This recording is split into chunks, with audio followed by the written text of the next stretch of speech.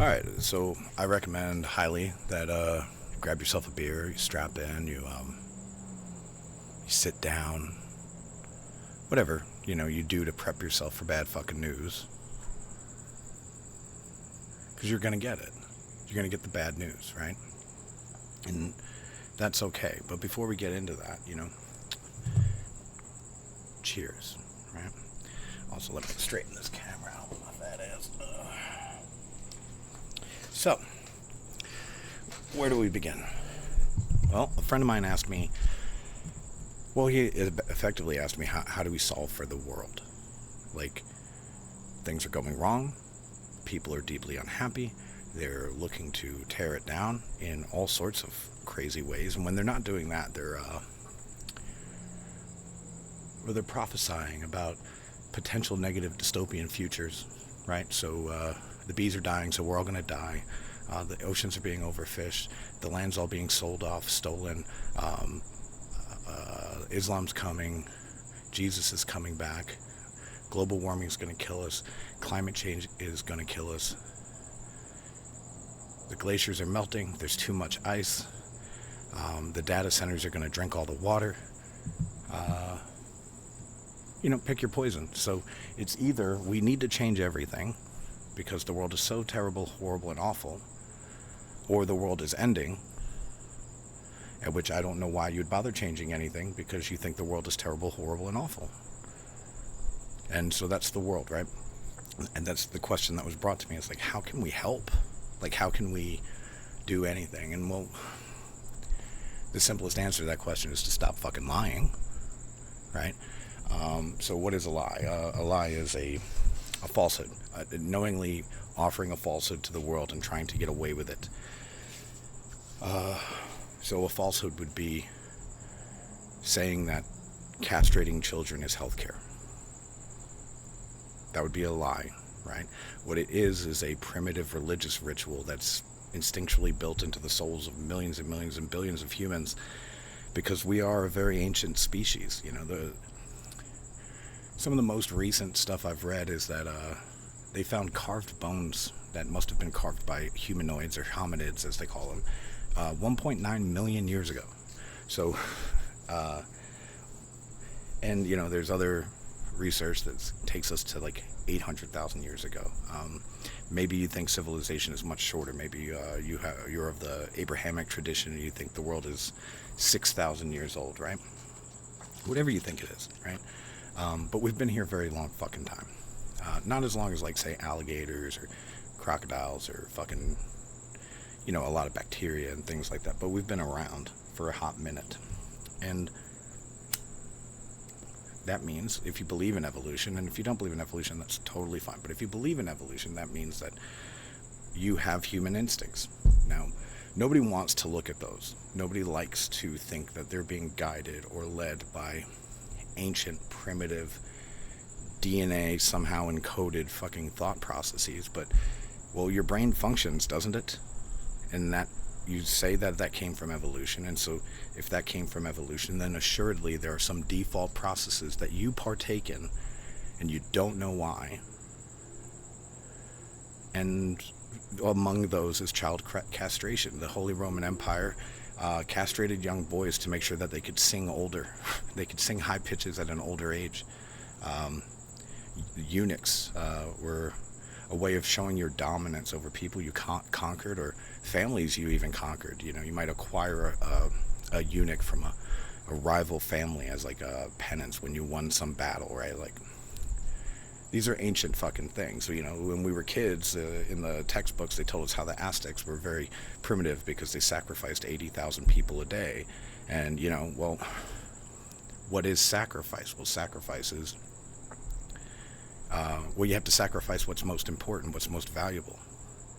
Well, so first you start off by sacrificing the old people. You create a virus called COVID and you kill off all the olds, right? They're just in the way anyway. It predominantly affects them, so you kill them. And it's like, that doesn't make you happy, And COVID's just an example of different ways that people have gone through the ages of killing off the elderly, putting them on fucking ice sheets and ice floes and sending them out when they were too old. It just wasn't worth it to take care of them before they had nothing left to offer. And so it's common. It's not unknown, right? Similarly, in herd animals, the animals at the edge of the herd are, they know they're going to be cold, right? That there is essentially the wall between everything, all the rest of the species, and the people who know they're going to be cold, and the animals that know they're going to be cold, right? And so there's a sacrificial effort to life, towards existence, towards survival, that is encoded into us as well. And for some reason, it always comes back to a couple of things: homosexuality, transgenderism, fucking sacrificing the most precious things. So they start with the old, then it's just whoever, and then it's the kids. And now we sacrifice 1 million babies a year in the womb. Now you can bring up your incest, you can bring up your rape, and you can bring up your health of the mother, and all of that's fine. The problem with that is that America spends more money than any place in the world on the health care for mothers, and American women die in childbirth more than any women in the Western world, and so more than anybody in the world. Well, we should be better than everybody in the world, but we're not. Sorry, that was a miscalculated word spoken, but I'm trying to move quickly because I have a tendency to slow down, and people get really fucking bored on the internet these days, and it's super fucking lame because, like, if you can't sit and listen, how do you fucking know anything? You don't fucking know anything. You don't fucking know nothing because you never stopped and listened. It's insanity. Like if you're one of those protesters, right, and you're out there protesting and you've never read a letter from a Birmingham jail, you're a fucking idiot. You're from the Western tradition, you grew up in America, you live in America, you have access to one of the most masterfully written documents for how to perform protest in all history, and how to actually affect change in the community that you want to change.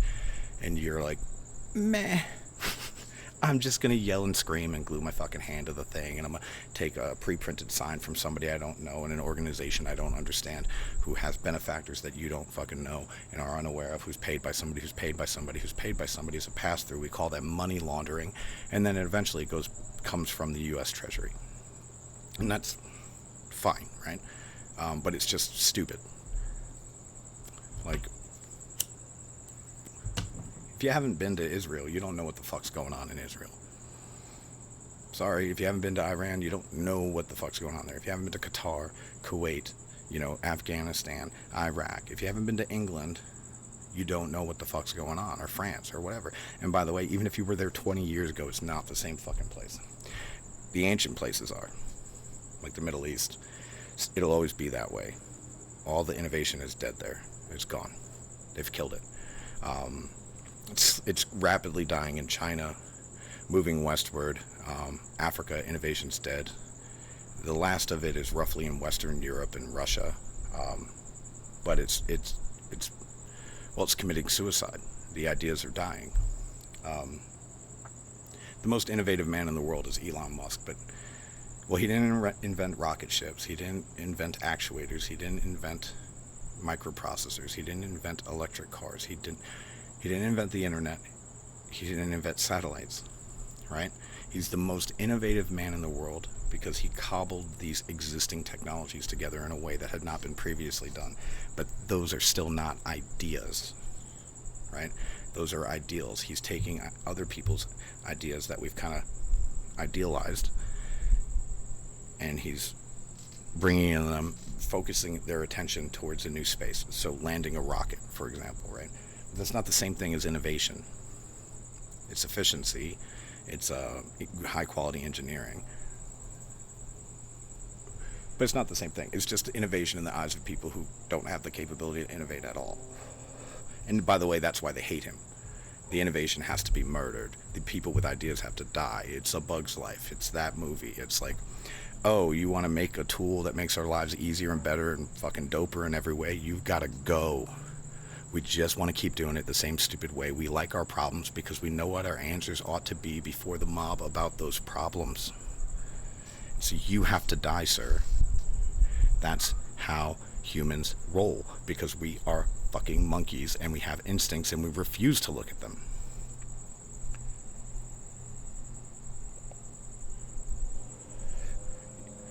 You don't believe me? If you bought a house recently, there's a good chance that you bought it in an HOA. You have given over your property rights to an organization that is not your government, that you did not elect. You bought land and it is not yours. They can just take it, and they're not even your government. They're not even your state, right? In every aspect of your life, you have chosen hierarchies. You chose to join a job that has a shift supervisor and a manager and a superintendent maybe, or whatever. You joined a school system that has certain prerequisites for you to become a teacher or act as an administrator, and you act out those places and you put yourself in the hierarchy and you try to climb the hierarchy, because a pyramid is just functionally human's version of a fucking tree, and you just want to be the monkeys at the top of the tree, and you don't know why, you don't know whether or not that would be good, and you don't fucking care, because all you care about is being the monkey at the top. And that's why they call it a primate dominance hierarchy. And the problem is that once the monkeys are in, it's not a fun game anymore, right? And so the innovative people tend to opt out. So if you look at the United States military, there's a spectrum called Curtin's Adaptive Innovative Spectrum, or something like that, cognitive style distribution curve, which is just a bell curve of humanity. And so it's not the line. Just imagine there's a person graphed at each place in that bell curve, and everybody's in the center, right? So in society, in the world, most people are at the middle of that bell curve. But in the military, you'd figure, well, what ends up happening is in the first 6 years, everybody's right at the middle of the bell curve. 10 to 12 years, everybody's almost adaptive. By the time you get to like senior NCO status, 15 to 25 years, everybody's an adaptive. And then they have to open up schools like the United States Air Force Senior NCO Academy, where they have to try to teach innovation to fucking the monkeys they selected to be innovative. It's ridiculous. Like Ulysses S. Grant does not become a general. He doesn't get past maybe a lieutenant in the United States military today. Probably should have just thrown that, but cigarettes are expensive these days. So you have these instincts and you act upon them, and that's no fun, and you don't want to look at them because well, that would mean you're not your own person. And fuck you, because you aren't. You chose a hierarchy. If you chose a skin color, if you just chose that, you chose a hierarchy. If you call yourself a white person, if you call yourself a black person, a Chinese person, an Asian person, a El Salvadoran, if you call yourself an American, you chose a hierarchy. You chose to be a part of a tribe, because that's your monkey-brained instincts carrying you forward through life. You default towards the mob, and then you wonder why, well, it's always the mob, isn't it? It's the mob cheering Jesus getting crucified. It's the mob cheering on the senators as they vote for the death of Socrates. It's you, and it's me to some extent, because I joined the Air Force. I did that. I did it for 20 years, and I loved it and hated it. I loved the idea of it, and I hated how it was acting, and that's roughly a very short and fucking rough and ready estimation of how we got here to this conversation. So, my resume roughly looks like this, because monkeys need resumes. So that's one of your instincts. Monkeys require a resume. They require to know why they have to be listening, or they should be listening. They want to know that you're an important person, that other people have already co-signed you, right? And, well, my resume will be nothing like that. My resume is, I was 4 years old when my brother died of complications of spina bifida. He was one of the nicest people I'd ever met in my life up to that point. And to this day, I think he might still be the nicest person I've ever met, because I don't think there was a malevolent thought in his fucking head. When I was 5, my brother got shipped off. My oldest brother, his name was Christopher, and it's interesting because he used to drive me on his handlebars. And Christopher's a beautiful name because it means Christ bearer, right? And like the idea of Christ is that, the idea of the divine spark of man is that any child born from nowhere, and was expected nothing of, can become the person that changes the world. That's the idea of the Western tradition. If you really wanted to nutshell it up, that's the belief, right? Is that don't fuck with the kids because you don't know what they're meant for. You have no idea what they're capable of. And so I come from Long Island, dead center of that fish-shaped island. And while I was like 6 years old, my house burned down. And every picture that existed of me before that is gone. And, you go, like, that's terrible, but, like, back then poor people didn't have many pictures any fucking way.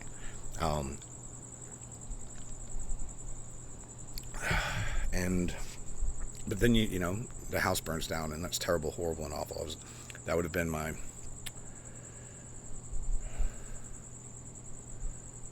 fifth place I'd ever lived in my life. And it burned down, and I loved it. I had friends there. It was like in the neighborhood. We played stickball every fucking day, and if we weren't doing that, we were playing tackle football. Every kid was outside all the time.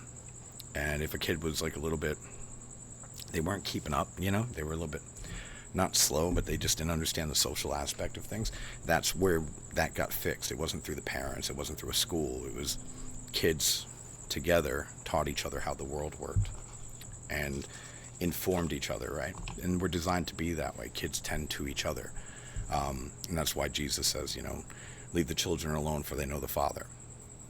Now, I'm not a Christian. It's just that's the history the West is from, right? And so that's the story that's most likely to be graspable to the most amount of people. But anyway, so the house burns down. It's terrible. But something beautiful happened that night. I had this cat, Nikki, and she just showed up one day, and she was my cat. That's just how that worked. And the house burned down, and she had just had kittens. And they were in the garage. And, what we did for her is we would leave the garage ajar, because back then, you could. It was a high-trust society, so you could, and we didn't have anything. So you could just leave the garage ajar, and then the cat would just go in and out. She'd come in, tend to her kittens, and then go out, do what she wanted to do. She was an outdoor cat. Well, the house burns down, and it's on fire, and we're all standing out there watching it, and I'm worried about Nikki. And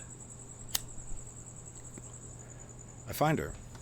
She's on the grass about 100 feet from the house, and she's got 3 of her kittens right there, and she runs right back into the garage, picks up another one, and brings it out of the smoking house, and lays it to the next one, gives it a lick or two, licks the others to know, like, hey, mom's here, goes right back inside and grabs the last one.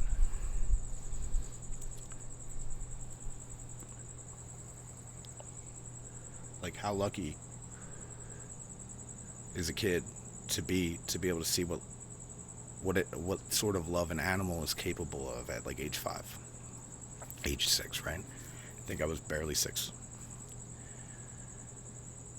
And well, so like terrible things happen, and then good comes out of it. You see the good, right? And so that was me at 6. Lived with my grandparents for a little bit. We all, like 4 brothers, 1 sister. We all live at my grandma's house.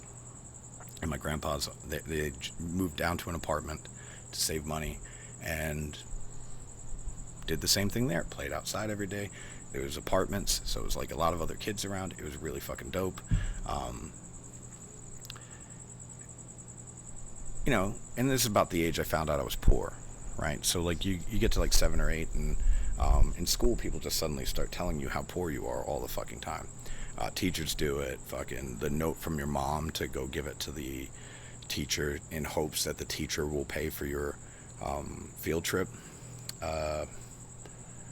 The school lunch punch card that you got. It was just, everybody was fully aware that I was the poor kid, and that was fine. I didn't really mind. I didn't see any net impact on my life because of it. I was just living, playing sports, having a good time, listening to music, stealing cable from the neighbors. And well, life comes at you fast, I'm in fourth maybe. I was in some class. you know, and I was, for whatever reason, I was like the last kid in the classroom. I was just sitting there at my desk doing something, and this parent comes in and starts yelling at my teacher, and I was like, what the fuck is happening? And I just figured she didn't know I was there, and then out of nowhere she goes, what the fuck kind of classroom are you running when a piece of shit like him, and points directly at me, can get a better grade than my child? And that's when I realized that, like, actually, if you're poor, you're automatically stupid in this world. Like, that's how they view you. You're poor, so you're dumb, right? You must be. And by the way, even if you weren't, it's intrinsically unfair for parents who sacrificed for their children to do better. If you are smarter than them, it's not fair. And, you know, so that's an experience I had. But I was also, one of my teachers was really dope. She got me into a gifted program. I learned about robotics and, like, really basic level computer programming, logic, current events, history, all sorts of things, and got to go there once a week. And she was really great to my family too, because she knew we were poor. And I still remember she bought my mom these leather gloves for wintertime from Macy's, and it was like the fanciest thing I'd ever seen. And I was just like, that's so crazy that she just went and spent that much money on my mom, and she barely knew her, you know. And so, like, good and bad, right? You see generosity in a human, but then inside the tribe you see evil. You see people who would otherwise likely, you know, you've had it happen at work. People go, oh man, yeah, that guy's such an asshole, but, like, if you knew him out of work, man, like, he'd give you the shirt off his back. And it's like, you know, that should be a question everybody asks. It's like, why are you a different person at work than you are when you're not at work? Because that's really stupid. Like, it's actually functionally evil. You're defaulting your life away. You're Adam Sandler in that movie Click with the remote control. And you're just fast forwarding through your life trying to get to the weekend so you can hashtag live your best life. And whatever evil you happen to help aid along its way in the process of doing that is just part and parcel to the game of getting to the fucking weekend, you know, or getting to that vacation or that cruise that you've been fucking wanting, or whatever it is. And so, now what lands me there, I loved baseball. I loved it so much, and as far as I know, I was really good at it. And I went out for like 7th grade. I went for like the middle school, 6th to 7th grade, the middle school baseball team, whatever that is, right? And I went to the tryouts and I did it, and, you know, I didn't really know what they were looking for because I'd never played Little League. I'd never played organized sports. I always played them out in the field, you know, outside of school. Today, most of the schools are surrounded by giant fucking fences and locks, but back then you could just play on the baseball field and use the playground and all that stuff, and it was pretty dope. But I just loved playing so much, you know, and I loved racing. I loved, like, just being the fastest kid on the playground. I loved all of that. I loved it. And, well, I went, you know, I didn't make the team. I got cut, like, second day. And I asked the coach, I was like, you threw me pitches, I hit the ball, nobody caught the ball, you know, we made plays, I'd fielded, showed you I could do that. Like, what's the problem here? It's a middle school baseball team. And I always had that kind of New York attitude, even when I was, like, really young. And he was like, listen, I'll be honest with you, man. He goes, these kids I've been coaching these kids' Little League team for 7-10 years. And he goes, if I have to cut one of their kids and put you on the team, they're going to get me fired. And I was like, what? And he's like, shoot, it's just the way it is. You know, and that's the tyranny of the tribe. That's the tyranny of people who group together. Like, freedom of assembly is great. That freedom of assembly was like getting you together at the bar and discussing with everybody who lived around you, not based on party, but just everybody who lived around you about, like, how to deal with this tyranny. And it was never meant to be this coagulation of, like, organizations that have as many rights as you do. They're not people, they're machines that you're creating. But that's an instinct too, right? Like, that's the Hydra, the constellation and the stars that our ancestors built.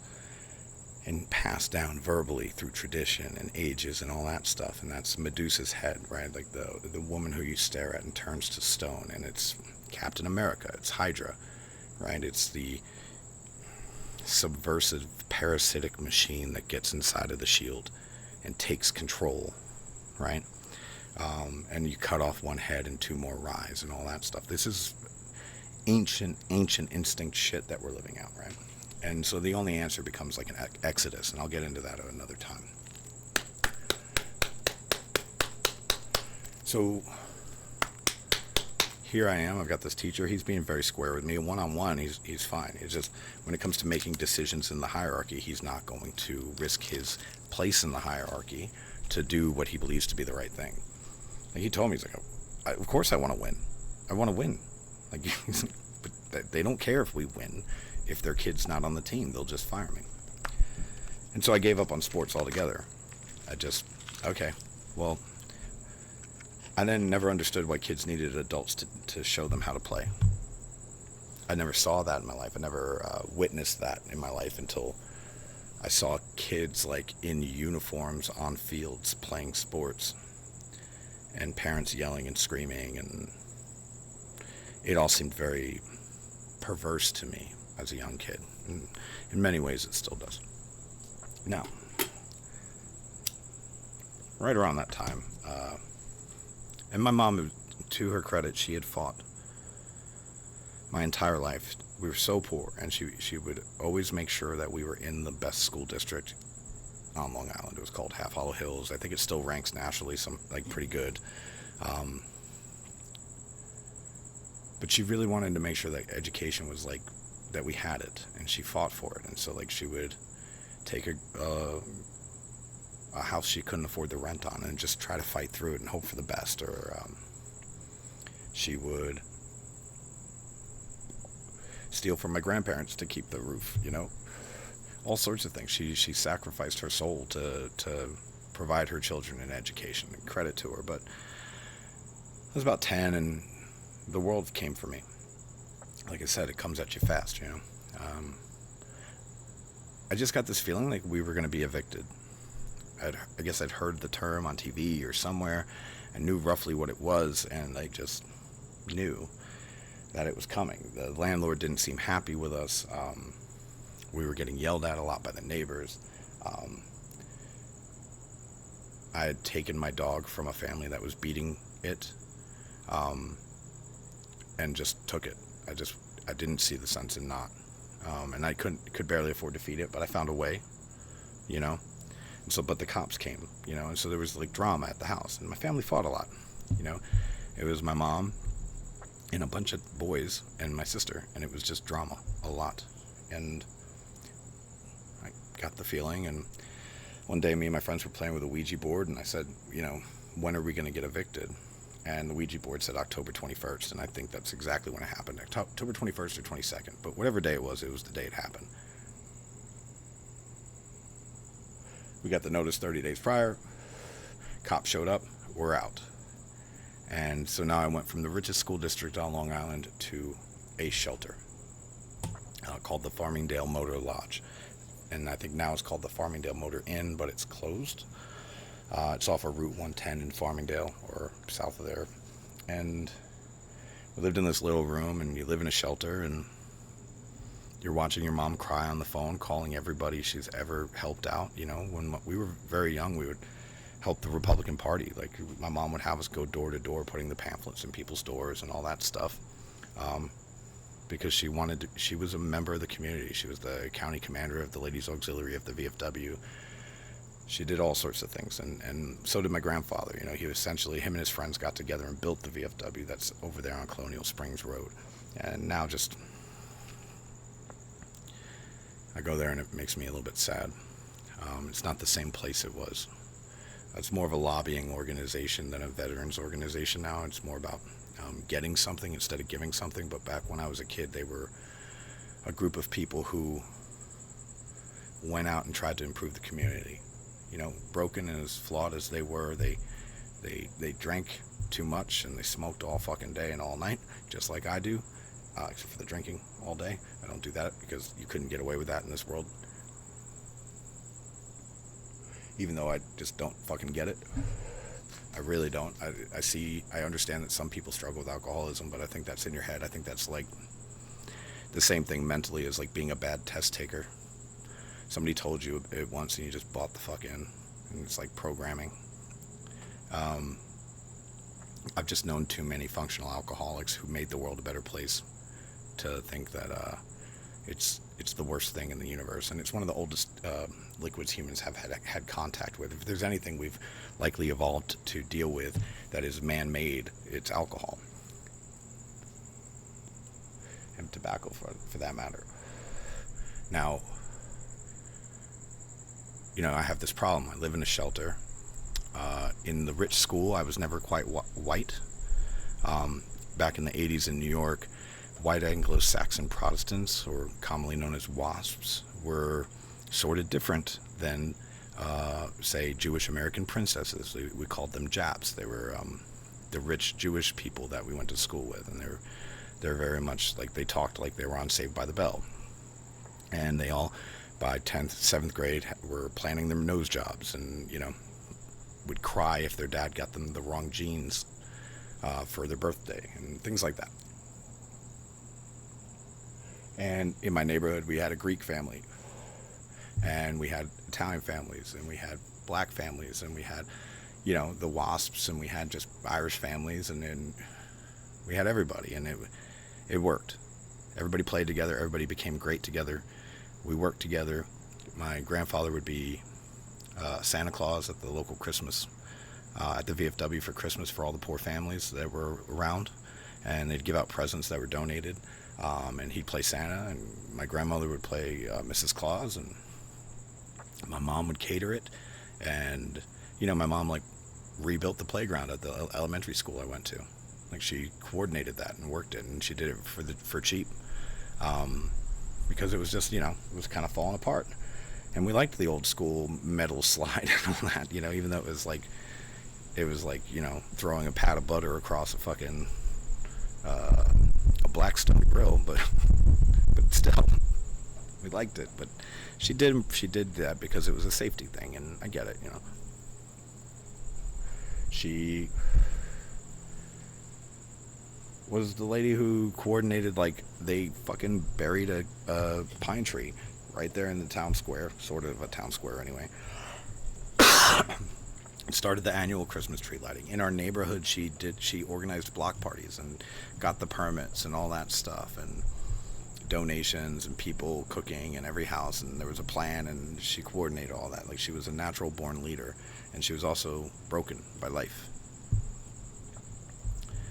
And so now we're in a shelter, and she's calling and asking for help from all these people who she had helped, and they weren't like her. Nobody showed up. And, so then you're in the, you're in the trap of poverty. It's not the trap of poverty, but it's the trap of welfare, right? You're in the shelter system. Now you got food stamps. There's not enough food stamps to feed you. There's other families in the shelter that are also starving. And so then, I'm 11 years old, and I remember walking through the King Cullen, the supermarket, for 2 weeks starving. And I just learned about caloric intake in science class at school, about how basically a rough and ready understanding of what nutrition is like, you bring in calories and that's your energy. And I knew I needed energy to keep fucking going. So I was like, I didn't want to steal, but I landed on Little Debbie snack cakes, like the Swiss cake rolls, because they were 99 cents. So it was like the highest calorie per dollar, calorie count per dollar I could buy. You get a whole box for 99 cents.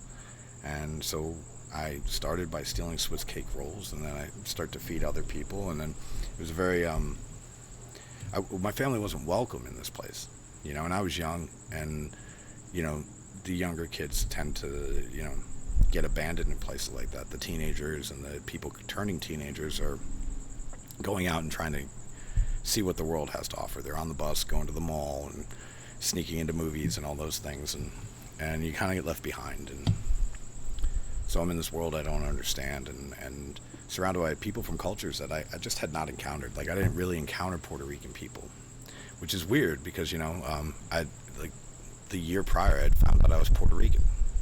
I didn't know. I thought I was just like my brothers and my sisters, but it really made sense to me why, like, some of the old guys in the VFW would call me a spick. And it also, explained to me why, like, the Jewish kids and the white kids I went to school with didn't like me. And because they told me. They were like, you're weird, you're this, Also, religion was a weird one back then. People would ask you, what's your religion? Are you Christian? Are you Catholic? And I didn't know what any of that was. And so that was like a place where I was told, like, oh, that's weird. Like, you're going to hell. And I didn't understand it. I was like, why do all the bad people get to go to heaven? Like, and I didn't even know about this shit. But somehow I'm going to hell. And also my life is fucking objectively worse than theirs, right? And so, like, all the tribes never really worked. I was basically kicked out. I wasn't, I have African DNA. I'm not black. Nobody thinks I'm black, right?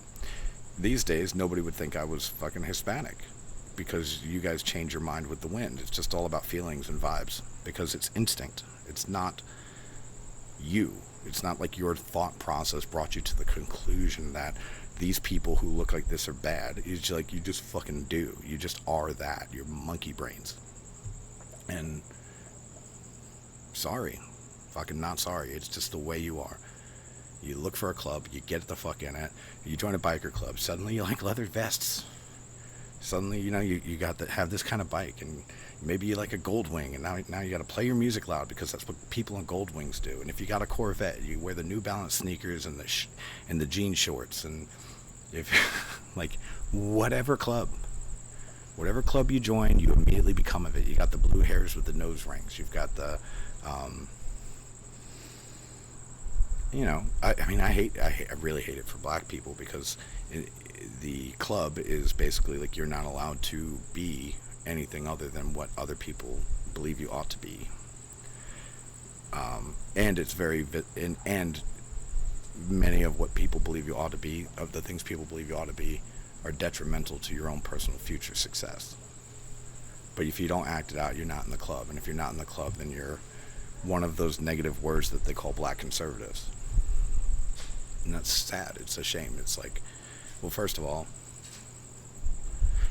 pass. I'll pass on that. It's still on the resume. Just lived. So, I'm 11 years old now. I meet Mrs. Buchanan. She's my 6th and 7th grade home economic teacher, and she saved my life. And she was the only Democrat I ever met that was worth a shit. She was the best human I ever met because she didn't talk about being a good person. She acted it out. She sacrificed every bit of herself to save me and hundreds of other people.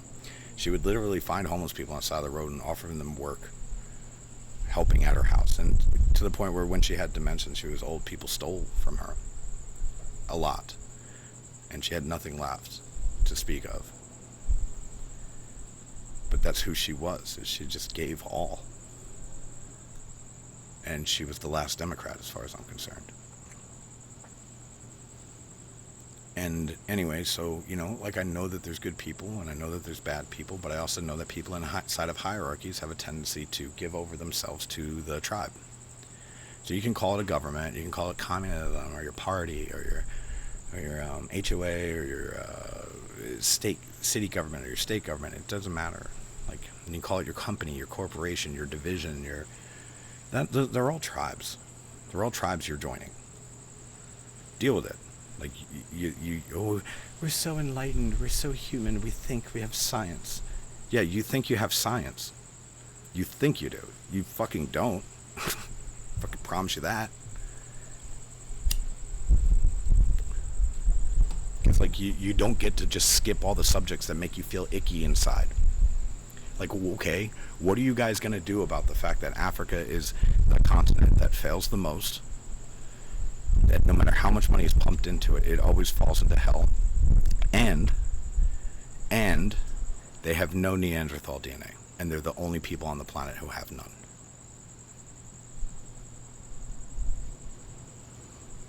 You were just going to ignore that? We're going to ignore like a missing piece of the fucking genome from a whole continent of people suffering that you say you want to help? Well, you trust the fucking science, maybe? Like okay, let me explain that one for you. Old DNA is more powerful. An alligator, you can take its blood and put it in a petri dish, and then you can stick staph infection in it, right? Staphylococcus, whatever the fuck the virus is called. You can stick it in it, and alligator blood will fucking murder it. And your blood can't, because it's older and it's learned how to respond and survive more shit than yours has. Right? And that's the difference between having 800, 900, or potentially up to 1.9 million years of fucking DNA as a hominid, or not.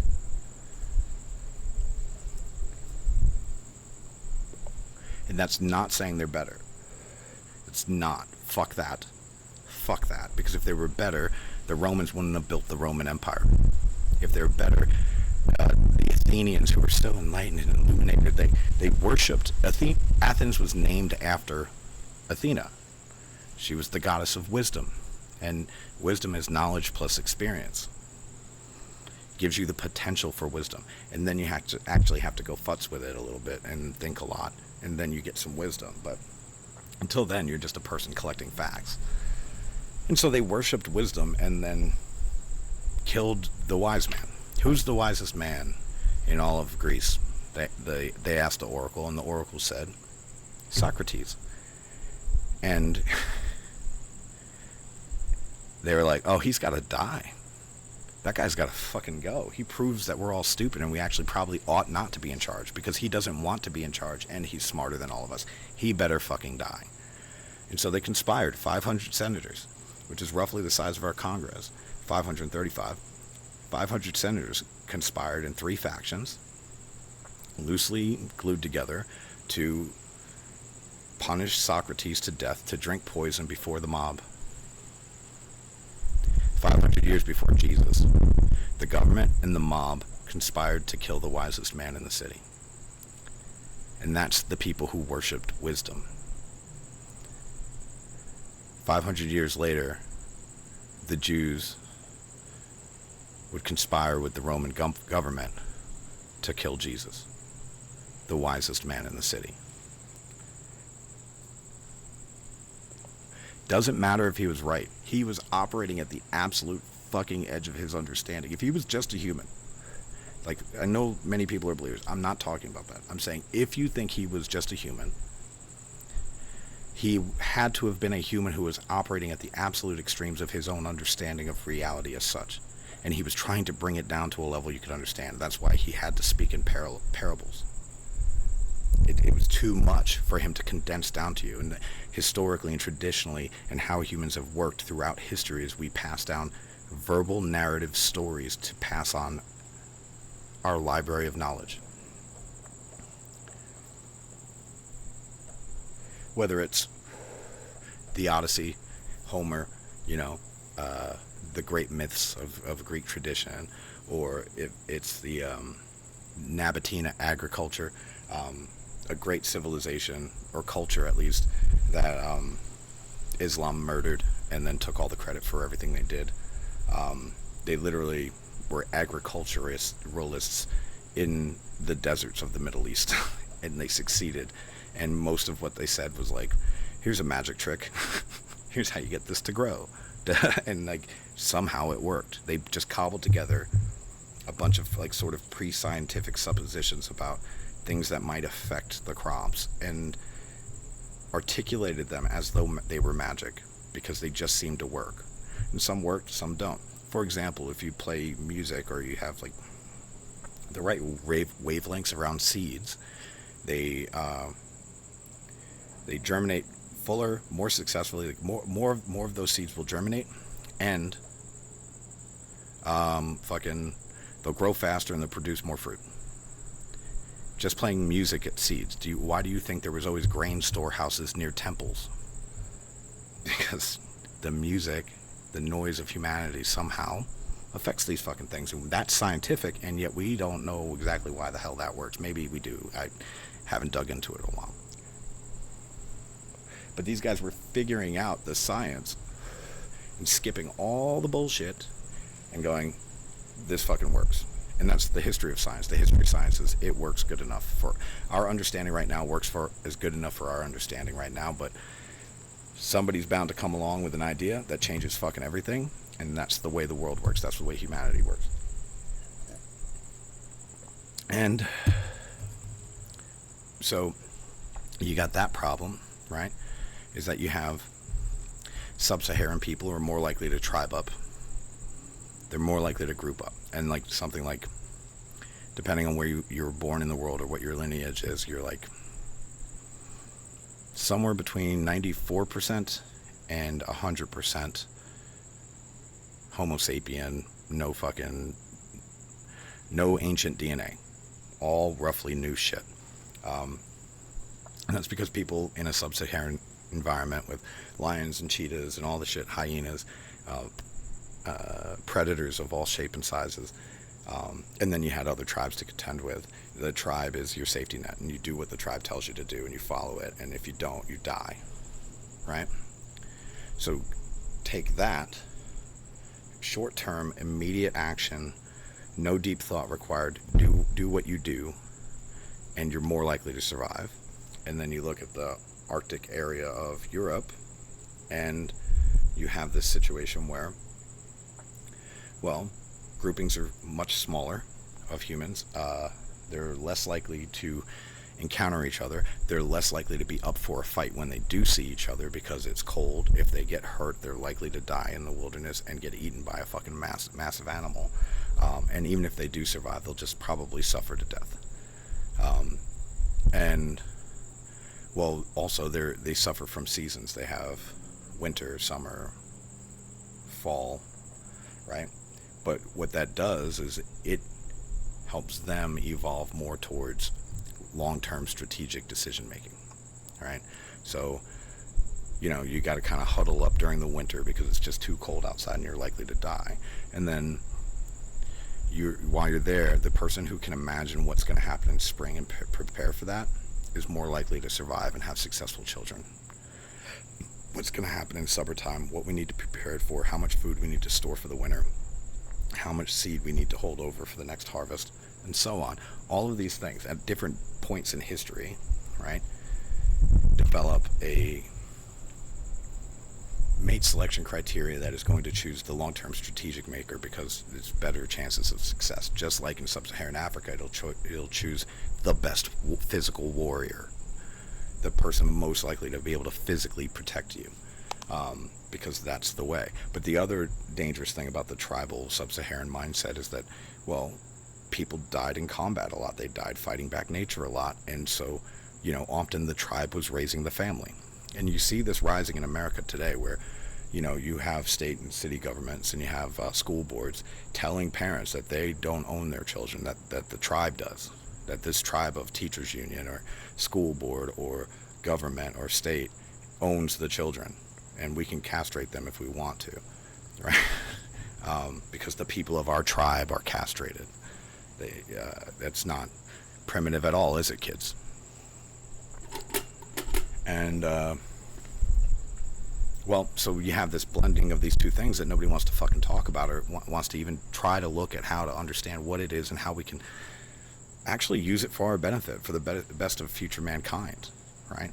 It's not just like I said, 94% of you at best. If you have the most Neanderthal DNA, it's only 6%, and most of that probably isn't going towards your evolutionary cognitive toolkit.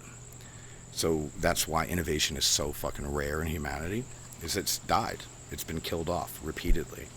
Dumb, different, or daring, don't do it. I had a commander once order a room full of senior NCOs that tell us that was the rule in his unit. That if it was dumb, different, or daring, don't do it. And so, if he was the commander of the fucking Union Army in the Civil War, we lose. Because the world changed and the tribe stayed the same. And that's where we are as a world right now. America hasn't actually officially won a war since 1945. We're the most powerful nation on the earth. We won every war prior to it and have lost every war since. because we are a society in decline toward specifically tyranny. And it's made by you and you and you and you and you and fucking all of you, and it doesn't matter about your skin color or where you're fucking from or what language you speak or what god you fucking worship. It's all made by all of fucking you. You opt into it. And you look at these people living on the street corners, not putting up with the bullshit you are, not bending over and scraping before a boss that they don't fucking like, and they just do drugs and they just opt the fuck out of the shitty game you play. The shitty game you make and enforce on everybody. And then you go, why is the architecture so ugly these days? When was the last time we built anything nice? Who would bring a child into a world like this? If you look at a chart of like car colors across time, like red, blue, yellow, white, black, and gray, you will see as the tyranny rises in society, that white, black, and gray portion just is taking over car sales nationwide.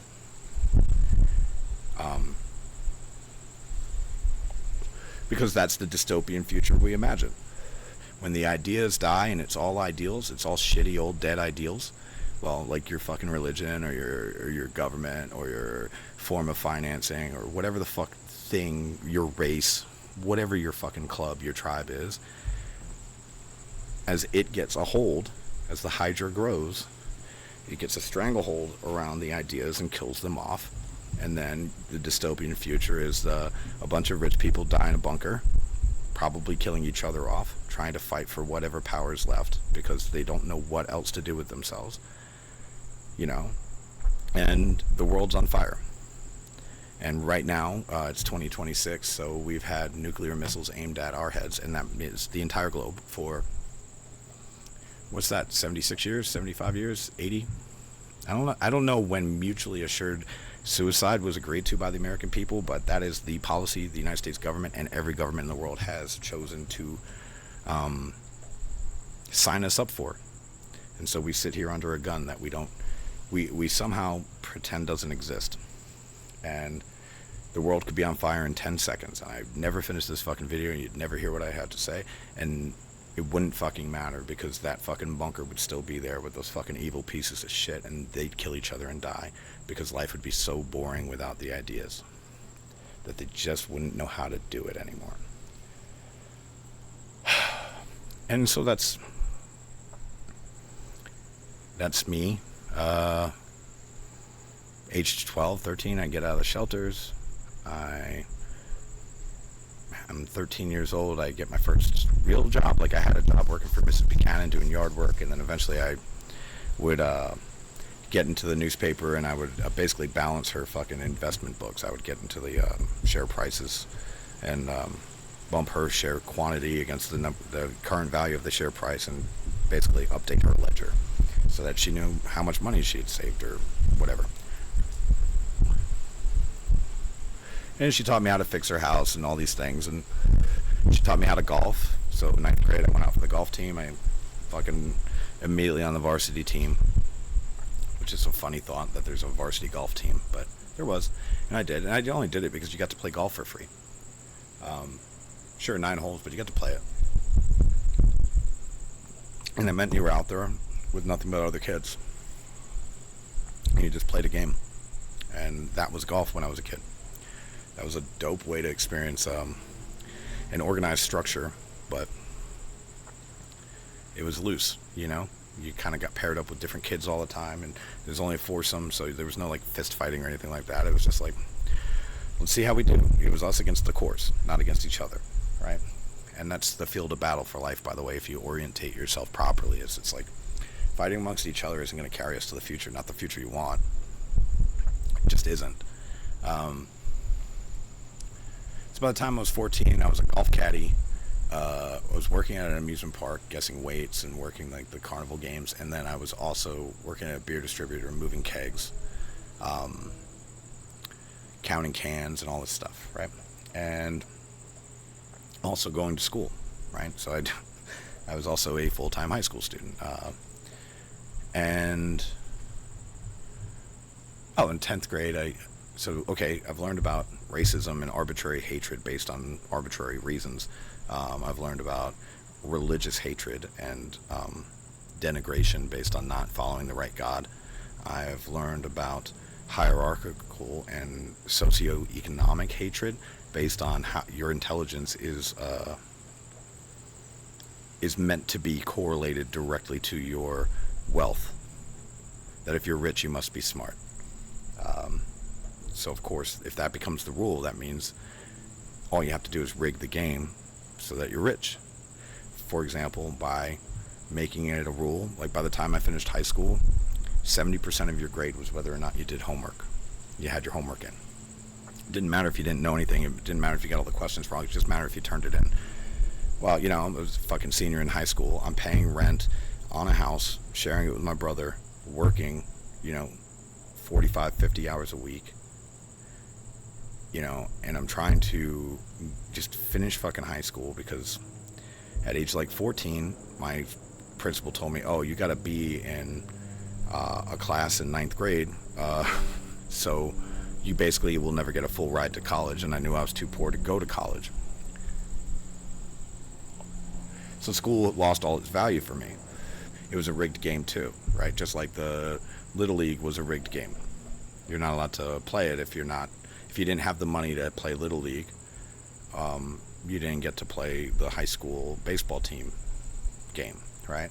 And so, like, it's a pay-to-win game. That's the world you've built. And it's why kids are willing to take on hundreds of thousands of college debt. Because you have to pay to win, so they sacrifice themselves, they enslave themselves to a bank that doesn't care about them, doesn't know them, doesn't understand their value, doesn't understand their potential. They enslave themselves to it in trust that if they pay to play, they'll win. They take a marker on their own life. And so I learned a lot of lessons along the way. And, one of those is that, like, well, if you make homework 70% of a kid's grade, it doesn't matter how high his IQ is if he doesn't have a home. Or if every minute outside of school is spent trying to keep that home over his head. It just doesn't matter, right? Same thing in the shelters. Like, I realized, like, oh, my family's the only people who want to get out of here. Everybody else, like, wanted to be there. There was a lady, she went to a church in a garage. She took me there kind of against my will one day, but she took me to a church in a garage. They made me, like, testify, which I didn't know what it meant. I just kind of said, hi, everybody. And, but then she handed over an envelope full of money. It was like the first weekend of the month. And she handed over an envelope of money to the preacher. And then we went back to the shelter. And I asked her why. And she said, well, if God wanted me to have money, I'd have money. And I was like, well, the government's literally handing you money and you're going, God didn't want this for me. He wanted it for this preacher, and you give it to him. And your kids are suffering. They're living in a shelter, for fuck's sake. There was a Puerto Rican family, had a bunch of, as far as I was concerned, these kids might have been 22, 23 years old. I think she was just lying about their age to be able to keep them with her. And they would steal the money out of her. She would always talk about how she was going to get them out of there and she was going to save and all this stuff. But then, and see the kids on Friday night and they stole her money and went and bought weed with it and alcohol, and fucking she's crying. You can hear her in the apartment. The money's gone. Her kids can beat her up. And she's locked, and they're all locked in this kind of, it's a shelter, but it was a prison. I had to get permission to sign myself out to go to work. I was 11 years old, and I'd get on the train and cross, a good quarter of Long Island to go to Mrs. Buchanan's house. And anyway, they felt like it was a rigged game. It wasn't worth trying because you weren't going to get anywhere. And, fair enough. I mean, here I am talking to you about how fucking roughly unfair the world can be. But fair's what you pay to get on the bus. And fairs have rides and shit. Like, it's not real. There's no such thing as fair. It's not fair that you were born in America. It's not.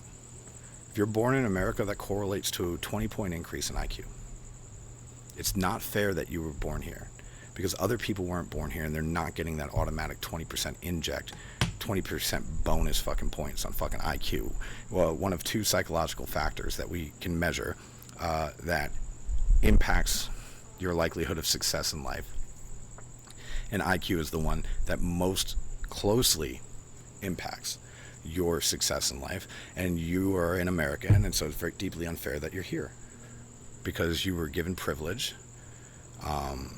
unearned privilege. You inherited the wealth of a society that you don't fucking like, you fucking hate, you denigrate, you shit on, and you're all the best of it, and you hate it because you're not the richest person in it, because you're monkeys, you're monkey-brained idiots.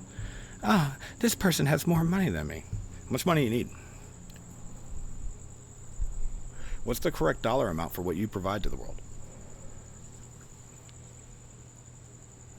Like, it's worth thinking about.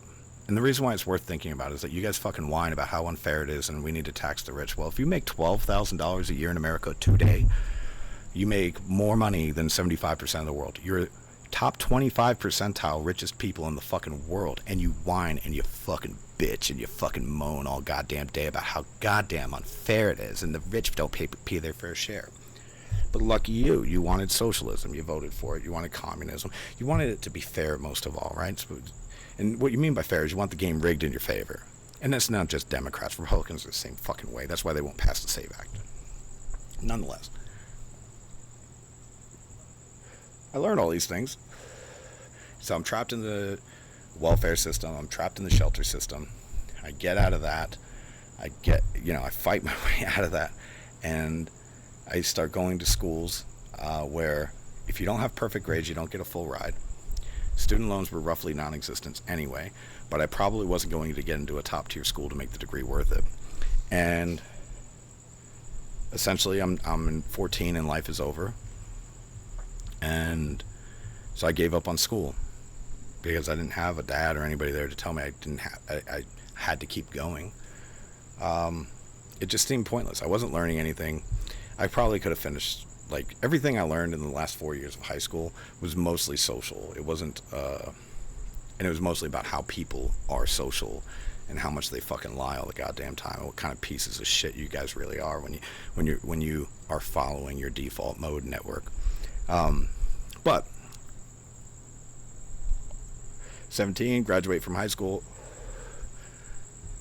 I put a marker on my future and I signed my life away to the United States government, joined the United States Air Force, and travel the world, do a lot of dope shit.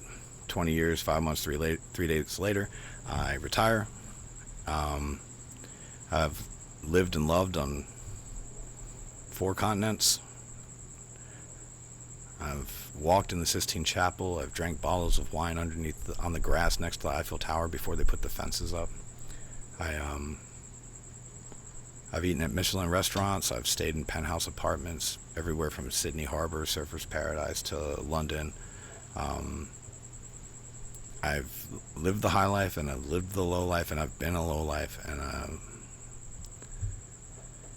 and I came home. And I came home to my country, and the White House was censoring people. I spent 20 years of my life serving this country, protecting free speech, sacrificing my own, by the way. Fuck any piece of shit military member who comes out and has political opinions in your fucking uniform. Eat a bag of dicks. No. There's no way to be right about that. Whoever you support, you're always wrong, so shut the fuck up. Similar for politicians who get in their old uniform and take pictures to run for office. You're a piece of shit. Serving is an honor. It's a blessing to be able to serve your nation. Grow up. Fuck's sake. Being in the military automatically doesn't automatically make you a good person, by the way. It's actually a high likelihood that you're not. That you're probably kind of a piece of shit. It takes a certain kind of type of narcissistic personality or some dark tetrad traits to be able to join the military and think you're not going to be the person who dies in war. You have to have a little bit of that fucking tinge of the psychopath in you or the sociopath in you to make those decisions. And if you're running for office, you definitely have more than a tinge. Now, I do all that, and I come home. And it's been a number of years now. I retired roughly during COVID, and we're towards the tail end of it, maybe? Who knows? Depends on how you count tail end. And then, one of the interesting things about life is if you view it like a video game, if you view it as okay, you start off and you don't know much, there's a lot of dark spaces in the world that you don't really understand. There's potential, you feel it around you, you move into it, da da da. And so you're sort of like, that old Zelda game where like you go to the map and it's all black, but then you go left and you scroll to the left screen and now that is illuminated on the map. And so what you're doing as you go through life is you're mapping out unknown territory. And this starts very, very young. You just don't pay attention to it, right? And that's cool. Like, that's totally normal. Like, life is hard and stressful. And one of the most... Okay. You guys like to talk about equity a lot. Equity, diversity, inclusion, right? Well, let's talk about what true equity is. No matter how easy your life gets, by other people's estimation, it's still hard. I can tell you that if you make $12,000 a year, you make more than 75% of the people on the planet, but your life is still hard. If you make $1 trillion a year, I don't care. Your life is hard. You still have this thing to contend with, and the world around you, and the people you care about, and the people you don't care for, and how to integrate all of that. And money, sure, it helps, but it also separates and it segregates you. Like in the Air Force, officers make way more money than enlisted folks. I think a captain at 3 years makes fucking more than a chief at 20. Like, chief, it takes fucking 20 to get there. If you're racing, it takes like 20 to get there. You have to be top tier candidate by their estimation of what a top tier candidate is to get to chief at 20, and you get paid less than a fucking 24-year-old kid who literally 20 minutes ago was having body shots taken off of them at a bar in some fucking shitty college town. Like, and you have to call them your leader. We're not monkey brains at all, folks. But here's the interesting thing, is like, to be an officer, it's like you're not allowed to really be friends with enlisted people. Not like friends in that way. Like, some people do, and you just don't talk about it or whatever, but you're isolated because there's way less officers. It's like being a cardinal in the Catholic Church, right? It's like, yeah, there's plenty of priests. You can be a really cool priest. You can be a really cool enlisted guy and get out there and know people and live a full life. But you want to be a cardinal, like, different fucking story. You're playing a different game and you're playing at a different tier, and there's less people you get to know. And, and then there's groupthink and there's hive mind and all that stuff that occurs at those kind of echelons where you're in a very limited subgroup of people. It's like punishing. And so they live in a kind of hell of their own making. And nobody tells them about it. They're just there. And when you're in a very competitive social environment like that, going out to the bar and having some drinks with other officers can be a dangerous thing. Because you say the wrong thing, or you let somebody see the wrong story about you, and now it's the talk of the town, and it's just being used or weaponized as a methodology by which to hold you back in your promotion prospects, right? So I used to know a girl when I worked at Adventureland at the theme park. She was one of the richest people on the planet. Like, I think she was like 16 at the time, and her dad just gave her a credit card. Like, she went to a school with, like, the kids of the people who ran American Express. Prada backpacks, the nose jobs, high expectations, low parental availability. She was miserable. She envied my life. She envied my freedom, that I could just get on a bus, go across Long Island. I could just buy tickets to a concert in New York City and go to it, and nobody cared where I was. And I envied her life because, I would have bought a lot more concert tickets if I had a credit card of my own. Like, so it doesn't matter how good you have it. You have it so good. You don't know you do, because you're comparing yourself to people you think have it better than you. Maybe they have more money than you, but not all money is good money, folks. You learn that. Learn that. But if you're worried about people, if you're really worried about you want to be a socialist. Say you want to be a socialist, right? You just think it'd be right for everybody. That's okay. Let's discuss. I've established that you are the rich people that you're talking about taxing, right? You're top 25 percentile income earner on the planet automatically. You probably earn more than $12,000 a year. You're probably, I think the median right now is like $49,000. Not median household income, but individual income. It's one of those. It's either like 49,000 or 79,000.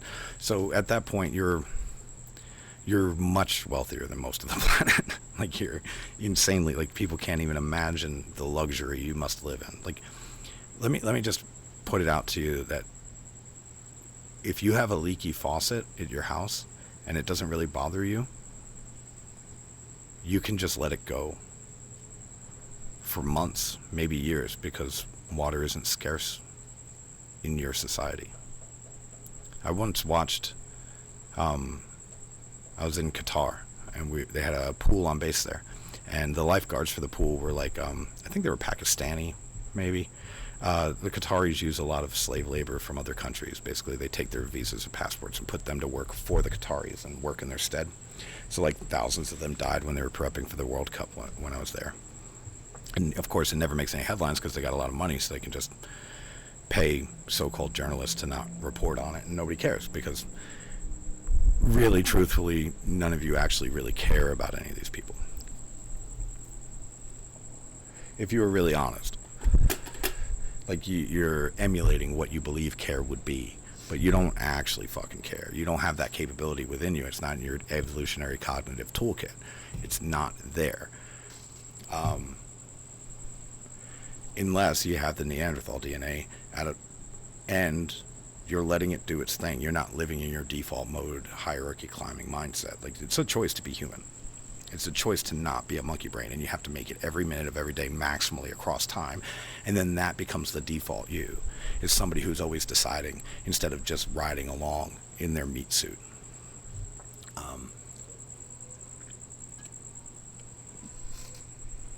I've been talking so much that my beer's fucking warm. That's not good. I don't like that. But it is Friday, so I'll just put that one back in the cooler and pull out another one. If you're wondering, I am drinking Bell's Two-Hearted IPA. It's got a little fish on the logo, a little orange thingy. I don't know what the symbology of the two-hearted is. Maybe there's a fish out there that does have two hearts. I don't really know how that works. I just like the idea because I am discussing how we are a species of two minds.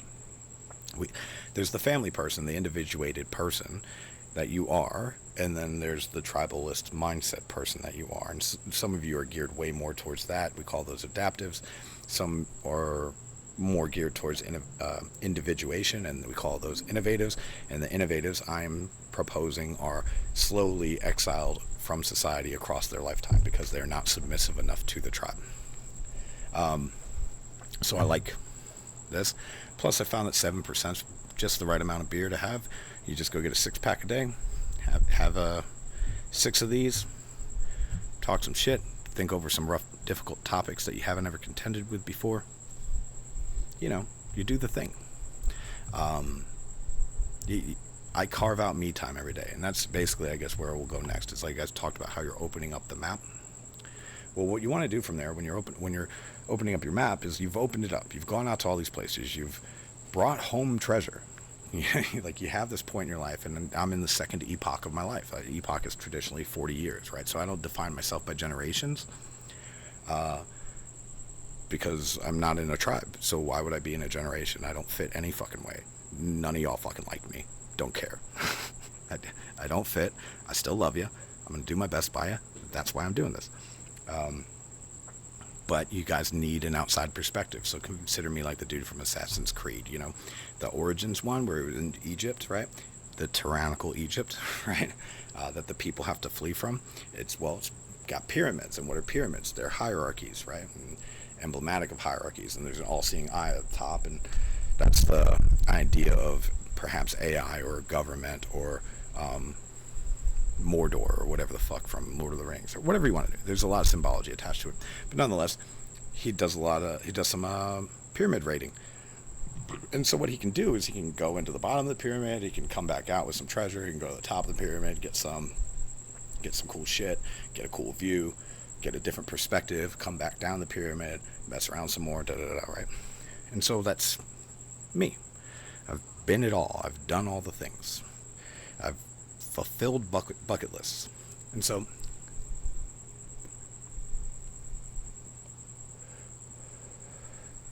I would have stopped playing a long time ago if I hated you.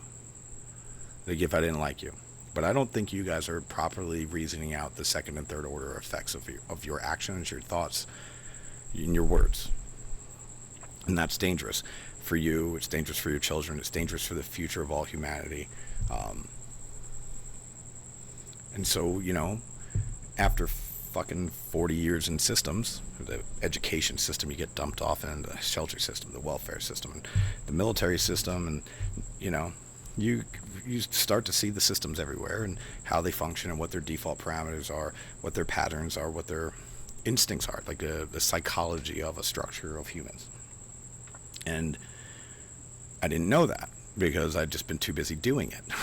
And then I come home and, well, I've got all this treasure, all these lessons learned, all these memories I have, and I started opening up loot boxes.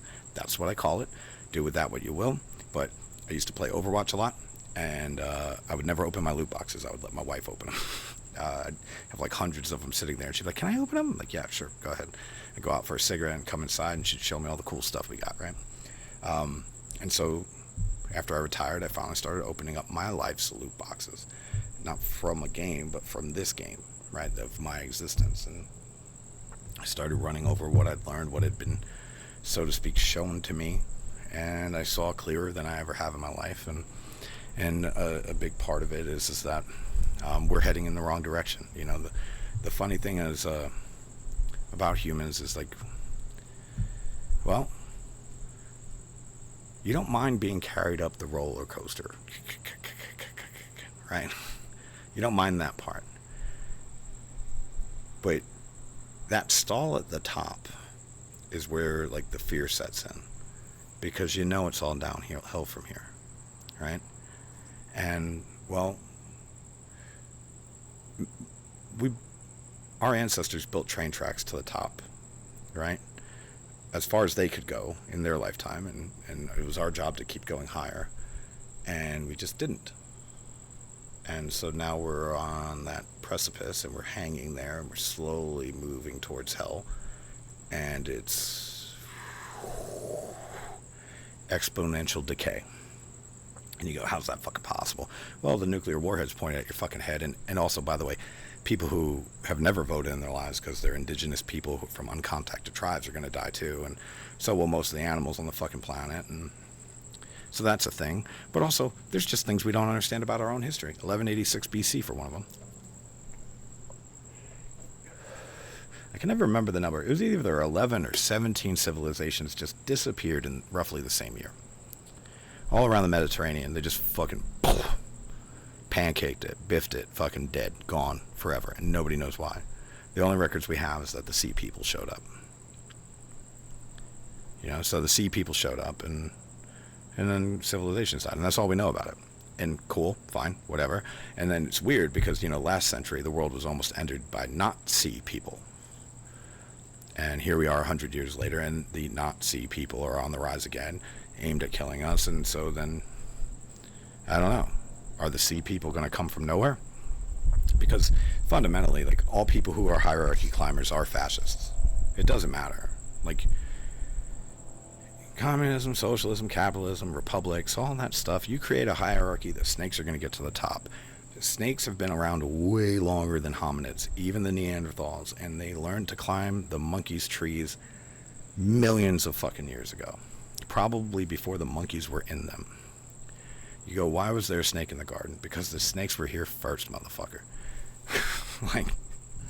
And they know how to climb our hierarchies, and they get to the top and they break shit, and you help them get there because you're operating in your default mode. Because what kills King Kong? What kills the biggest monkey? The humans that aid the system, that order them to kill him.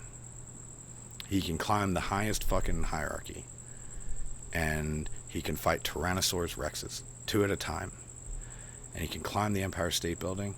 And in the end, it's the foot soldiers of the fucking Hydra that come and take out King fucking Kong. And so you might wonder what the lesson is there. And the lesson is there is like being a monkey doesn't win.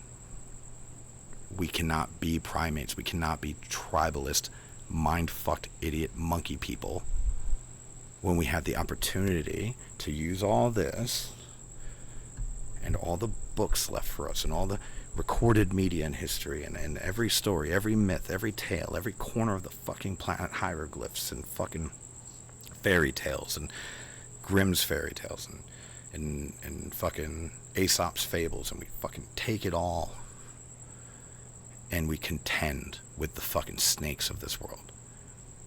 Because the monkeys can't win against them. The snakes put the smaller monkeys against the big monkey. And you saw this in 2020. It was like the entire world conspired to make sure Donald Trump didn't win. The biggest monkey brain fuck climbed the highest mountain, and he was not allowed to fucking stay there. Release the virus! Right? Fucking 3 black people were killed on camera in the same month in America.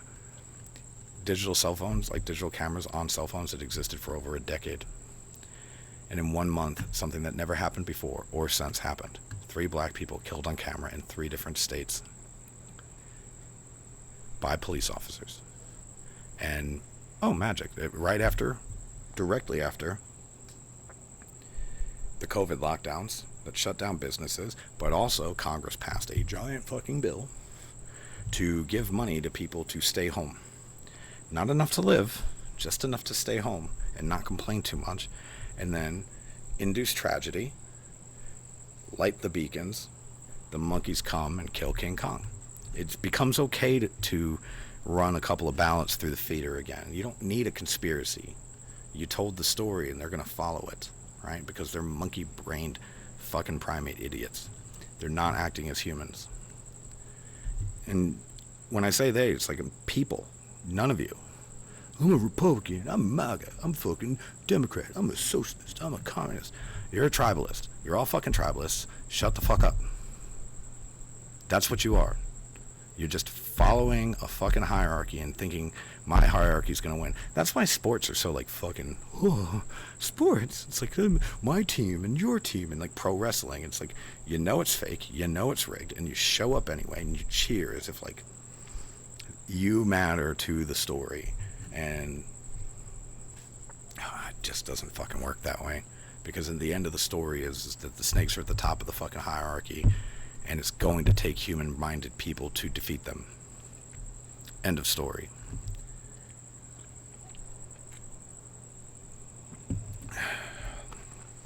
You cannot continue to go through your lives in your default mode network, doing complaint minimization at work while your bosses tell you to do evil shit to your employees, and you just go, okay.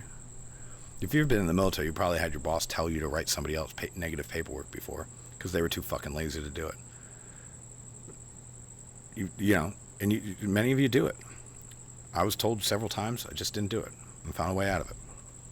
You know, still was successful, doing the right thing. If you're human-minded, you're always doing something different, so nobody knows what to expect, so they can't plan for you because you're not defaulting your fucking life away. You're not predictable like they are. And the same thing with the snakes. You're unpredictable. That's why they tell the mob to kill you. That's why they killed Socrates. It's like, this guy doesn't want money. He doesn't want fucking power. We told him he can leave the city and just never come back and live a happy, full life, and he just stayed any fucking way. We gotta kill him. That's who you are. You're the species that kills the messenger. You know, one of my first jobs after I left the military was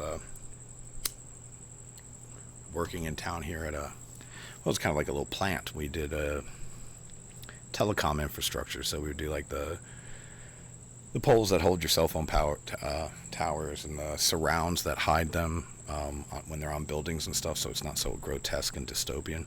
And it was like fun work. Like it was challenging because we were under resourced. But it was also very dangerous because they just weren't following safety guidelines whatsoever. Like of course they would go out there and yell at a guy who like didn't wear safety glasses. But when it came to like providing the required safety equipment, like hoists that could do things, or quality hazmat control, or any of that stuff, off limits. They would not, anything that required them to work extra, they were not going to do. They were not going to spend $1 on it. So it was very dangerous, and it was very frustrating for me, having worked in the military as a roughly what you would call an ocean inspector for a time. And I just realized that like, this company was killing its employees, and it was using temporary employees and basically bargain basement like minimum wage employees and running them through the ringer. And if they asked for a raise, they'd say, we're already trying to replace you. They literally kept jobs on the books, you know. And you go, well, unions or something. Fuck you. I'm not talking about that right now. I can, but I'm not. The thing that I'm trying to get to in that, telling you all that, is not to denigrate this company. Sure, it's standard practice across all industry because it's standard practice across the world. Hire the cheapest labor you can get, work them to fucking death, sell, right? So often, in almost any business, the sales guys land up in charge of all management because they're sales guys. So they bring in the money. And mostly what a shareholder is going to want is the people who bring in the money to be in charge, because that's all they know how to do. So they'll just bring in the money by whatever means. Now, but what really scared me in that was, you know, I would be like, I would yell at the guys, like, don't do that, do this, come over here, don't be unfucking safe, blah, blah, blah, you know. And I'd be frustrated with the management for not providing what they needed to be safe. So, for example, a process control is a rule, like you must do this or you can't do that. And engineering control is like you actually make it physically impossible for a person to do the wrong thing, to do the thing that could hurt them. And for most of what they were doing, they were very simple engineering controls they could have put in place that would have protected their people despite low intelligence, drug abuse problems, all sorts of things. If you engineer out the danger, they can do their jobs safely. And one day I was working on something, and outside this native guy, he's a really nice guy, and he goes, why are you so angry all the time? And I just remember, like, I just looked at him, I said, you know why I'm angry? I am used to bad managers. I'm very accustomed to them. What I cannot wrap my fucking brain around is that here I am telling you guys the truth about how dangerous this job is, telling you that if you continue doing it the way you're doing it, you will die young and painfully. And I'm telling you the truth, and each and every one of you treats me like I'm an asshole. Management can treat me like an asshole because I am an asshole to them. But all I've ever given you fucks was love. And all you do is fucking treat me like shit. The Mexican guys fucking spout off their fucking half-assed, slurs in Spanish. They talk about you in Spanish. They think you don't understand any fucking languages because you look like this for some fucking reason. Like, okay, we only translated the fucking Bible into every language that it's available in, but sure, right? Like before we had the ability to mass produce paper, for fuck's sake. And but they would treat me like I was such a fucking dick for telling them the truth. And that's, I looked back and I realized always I'm treated like an asshole when I tell the truth. And I realized that, like, well, what was it, Kierkegaard? He said if the truth would kill them, let them die. And no. Like, no thank you, right? Because I don't think the truth kills anybody. I think it lifts people. I think it improves things. I think Jordan Peterson says that a totalitarian state can only arise if everybody lies about everything all the time, even to themselves. And, well, what is a totalitarian state? Well, you read Harry Potter. It's Voldemort. It's what happens if Voldemort wins. It's what happens if Sauron gets the One Ring, right? It's the negative, bad future we've been trying to avoid for all time and have failed to at multiple occasions. And then liberty becomes a much more bloody prospect. And you guys go, that's not happening here. That's not happening here. It's like, if you don't think tyranny is happening here, you're a high adaptive and life is working out just fine for you because of it. Shut up. Shut up.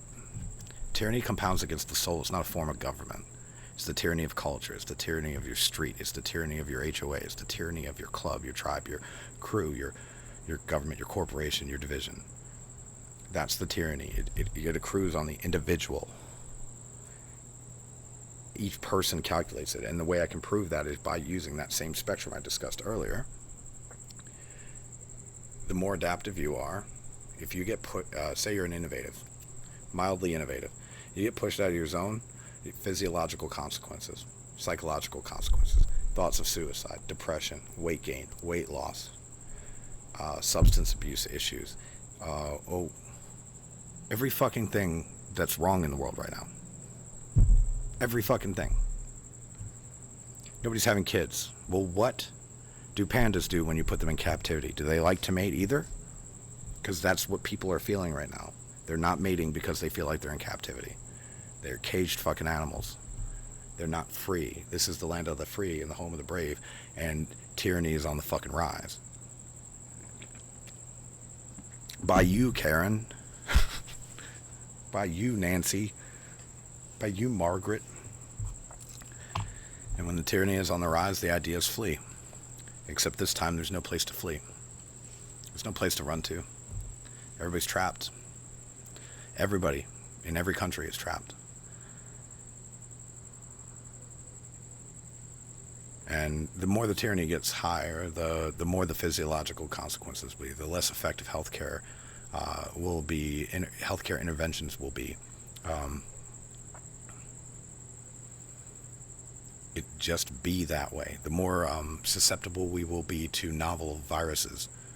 As the tyranny rises, like, your immune system's going to become garbage because you're getting moved out of your place on the spectrum. Even if you're a fairly high adaptive, there will always be somebody who can tyrannize themselves more, right? Like, Joe Rogan's a fairly high adaptive. Los Angeles became so tyrannical that he left. He fled. He went to Austin, right? Now, he'll probably tell you a different story about that. That's fine. I'm using him as an example, as like a totem for the idea of what happens, right? Like, he had the resources to run. He had the resources to flee, and so he did. And so that's what will happen. And until we correct for it, like, the science is in. It's been in since the 70s. I've checked. It's been corroborated across cultures, things like that, and they don't fully understand it because the guy who came up with the cognitive style distribution curve, like, functionally just, like, copyrighted it and fucking started selling it. And he sells it to the DoD. That's how I learned about it. The United States Air Force taught me about it at the Senior NCO Academy, where they're trying to teach strategic decision makers. And they taught me exactly why they can't teach them. Because they're born. They're not made. You are either an innovative, you're adaptive, you're somewhere on that spectrum, but you force somebody out of that place, they're not that anymore. And so they can't bring that thing to the table.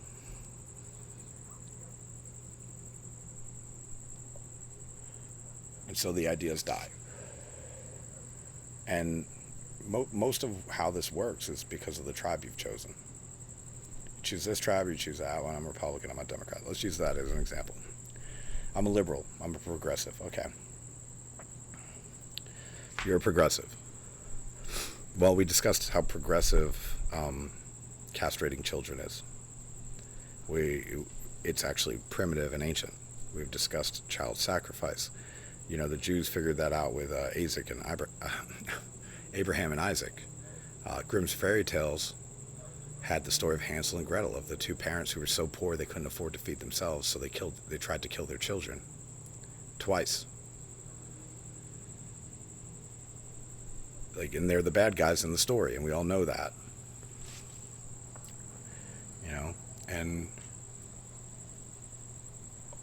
Witcher, the parents are so poor they take their children on the trail of treats and feed them to a witch, right? These are old stories, and it's true about how you are today. Like, you rebrand it as a sacrifice to the gods, or a sacrifice to liberalism, or a sacrifice to a better harvest of a better future for you. But that's what it is. If we had 1 million rapes a year, we'd be having a completely different discussion about women's rights. If we had 1 million cases of incest a year, most abortions wouldn't be happening in California or Oregon or Washington or New York City. They'd be happening in the places where incest is frequent, unless you're telling me that you have an as yet undisclosed incest problem in the most liberal states in the union, which would not surprise me. Pedophilia is on the rise. They're lowering the laws there and all that stuff to enable it, because it is an instinct. As old as at least Islam. Bachabazi, right? Say you're a Republican. You think you're a Republican. It's like, well, do you always agree with Republicans? All of them about everything all the time? Like when you're watching something, do you automatically line up on the side of the people who are on your side? Because at that point, if you're one of those, and there are those, plenty of them, at least half of the population, as I've discussed through the cognitive style distribution curve, well, you're probably more adaptive. And so what we're missing on our political spectrum is the adaptive innovative spectrum, right? So conservative and liberal always will become dominated by adaptive and adaptives. And so the innovatives get left out, right? Thomas Massey is fairly innovative for a Republican. He's got to go. He's, right? Kennedy was too innovative for the Democrats. It was just too, so they destroyed him, right? He did things differently. And he wasn't even that innovative. He's a high adaptive. He's a fucking Kennedy, for crying fuck's sake. He's got to go, right? Tulsi Gabbard, fucking senator from Hawaii, for fuck's sake. Like, very, very liberal state, very, very liberal person. Up until Hillary was like, she's actually a Russian bot, military vet. And you guys were like, yes, because you're adaptive. You follow the tribe. Some of you went like, that doesn't sound really right. But you didn't want to be excommunicated either. You're probably a middle, right, of the spectrum there. And so you didn't want to be excommunicated from the tribe just to speak the truth, right, as you saw it. That would be fucking stupid, because especially on the liberal side of the house, like, your place in work, your ability to hold a job and to get work is dependent on your subscribing to the viewpoint of the tribe. Republicans have it a little easier. They tend to work in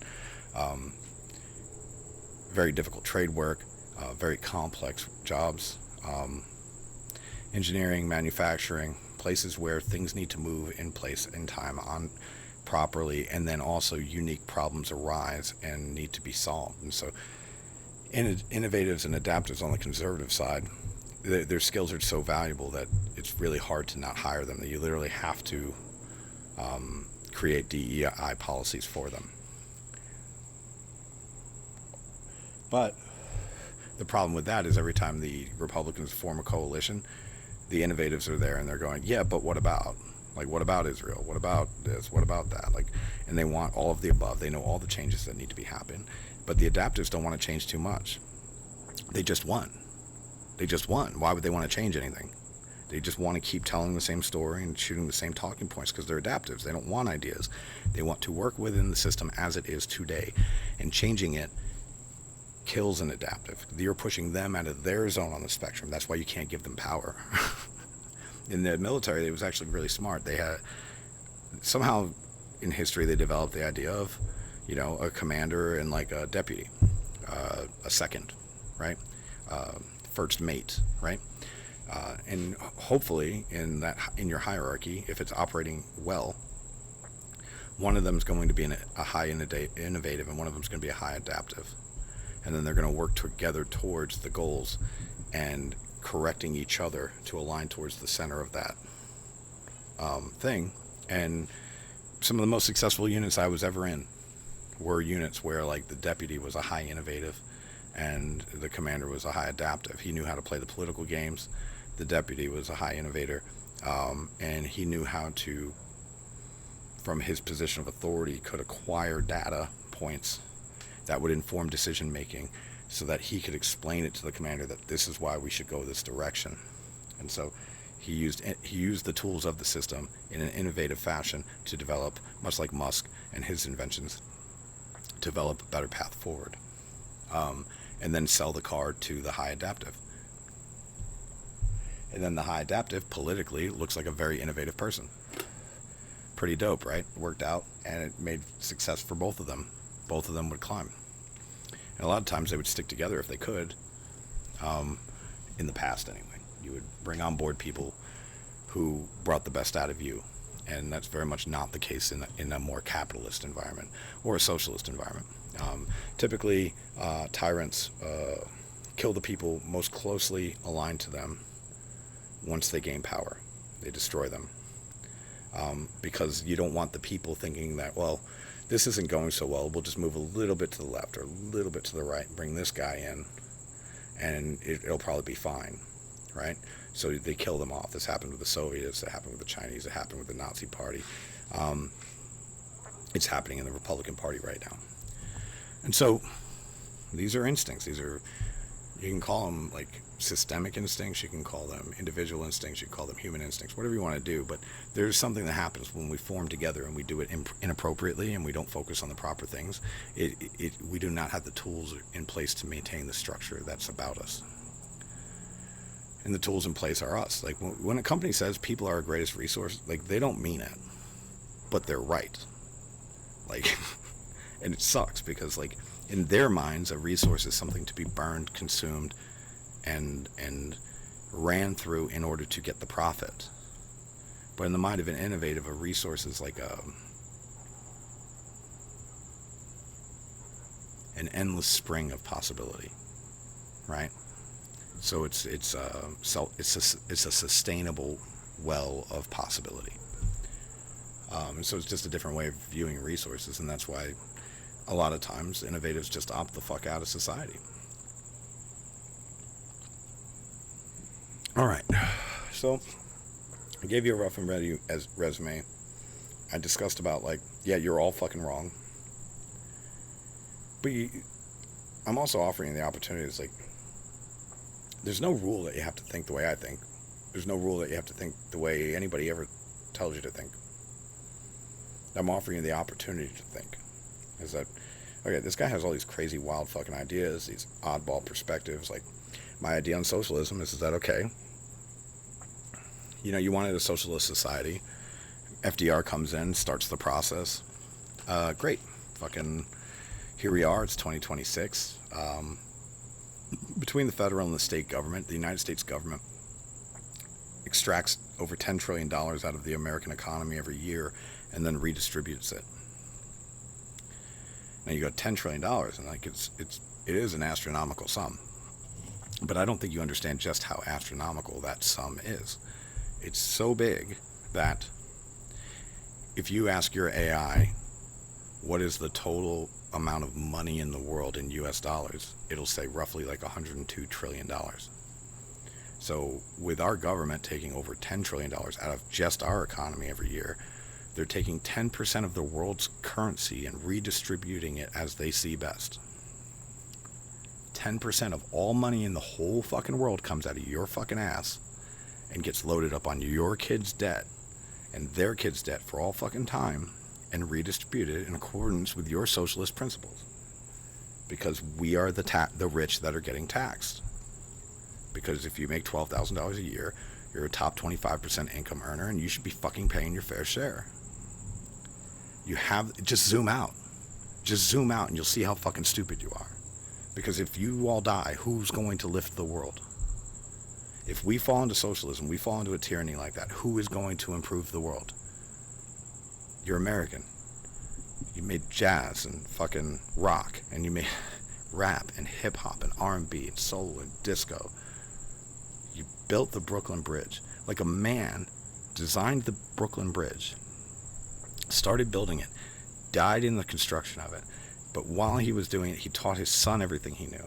And then that guy got sick from the same thing in the construction of it and taught his wife the engineering and mathematics she needed to know to build the Brooklyn Bridge. And she finished out the fucking project. That's an American. That's what you're fucking from. That's your lineage, your bloodline, your fucking birthright, is that you get to choose to just not give up, to aim higher and fucking go, And if you do it in the proper way with the proper heart, the people around you will help you lift the world. And that's how you start off in a shelter and now land up 3 years old, making more money than 99% of the fucking planet every year. Nobody expects shit from me other than I show up to work and I get it done. And then I come home and I take care of my family and I love them, and we don't have a fucking boat. We don't have fucking cars like out the wazoo. You know what I do with my money? I just take care of people. I got a house in Virginia. My brother lives at it, and he got a roommate who's an older gentleman, who's also, he's retired, and they live there. And so I pay for that. And I've got 7 people in this house, and I pay for all of them. And I try to make it as nice as I can, and I can barely keep up. The house is falling apart faster than I can fucking fix it, and all that. But it's good work. It's good work being a dad. It's a good work being a family member. It's good work going to my job and working with guys a little bit older than me, and guys a little bit younger than me, working with young fucking folks and showing them the ropes of the fucking world. And by the way, when we're doing all that, we're also fixing the infrastructure of this world to allow tens of thousands of people to communicate about the most mundane shit and the most important subjects in the entire fucking planet through our networks that we're fucking repairing. Like, you think your job is meaningless. Say you work at a fucking coffee shop and you serve 2,000 cups of coffee a fucking day. 60% of the people who come in there will say that day, it's like, don't talk to me until I've had my coffee. The world cannot start until you show up. That's, for them, you fucking matter. And doing it well really fucking matters. And you make everybody's day better when you do that right. Fucking whine to me about your fucking lot in life. Everybody gets a lot. Everybody's born into the time they're born in and the place that they're born in, and that's the deal. You get one lifetime. One. You're gonna stay in the shelter? And they offer you fucking food stamps and welfare, you're gonna say this is good enough for me? That if I wanted to help somebody, I wouldn't have a fucking dollar to do it? That's where you're gonna stay? And you're gonna whine about how unfair it all is? While other people fucking work themselves to death to pay your fucking bills? Fuck you. You're not that weak. Unfuck yourselves presently. You're the richest people in the world. Act like you have some responsibility to show why you deserve it.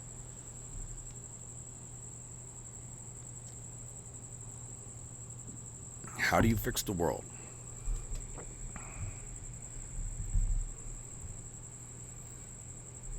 Start telling the fucking truth. Start there. Up next, try not to cost anybody else anything. If you do that, if you can get that, and that's a fucking tall hill to climb in life, try not to cost anybody else anything. Because not all cost is monetary. Some cost is its heart and its soul and its time. You fucking come out of your mouth and you say something terrible to a person, and you know that they're gonna roll around with that in their head for the next fucking 4 hours. Maybe never forget it. And all you've done is cost them time. And you say, I'm living rent free in their fucking head. Buh. Oh, lucky you. You stole time from another human being. How fucking grotesque and disgusting are you? You don't want to live rent free in other people's head. You want to live worthy in somebody's head. You want people to go, that guy was a fucking good dude. That lady, she knocked my fucking, she was amazing. She was such a good person. That's how you want it. You don't want to be an invader in somebody's mind. Don't cost. Climb that fucking hill. Stop fucking lying. You're going to fight that battle for the rest of your life. Don't cost. The rest of it will fucking fix itself, I promise. You know, a lot of people think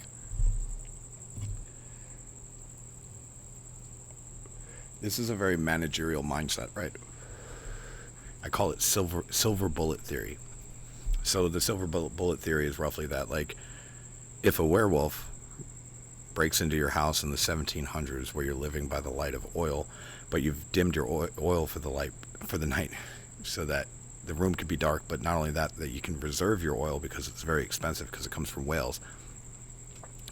You're living in your fucking drafty shack, and a fucking werewolf busts through the wall, and you reach for your gun that happens to have a silver bullet in it, and then you shoot a werewolf in the dead of the night, in the darkness, in its heart,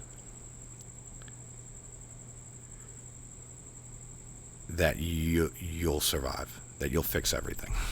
You'll fix the problem, right? So that's silver bullet theory, right? The problem with that is obviously, well, you probably don't have a silver bullet. It's probably not chambered in your weapon. Even if you did have it, you don't know where a werewolf's heart is because you've never dissected one. And you just woke up scared shitless. You're probably going to miss. Oh, and they didn't have revolvers when the idea of werewolves was invented. So you got one shot.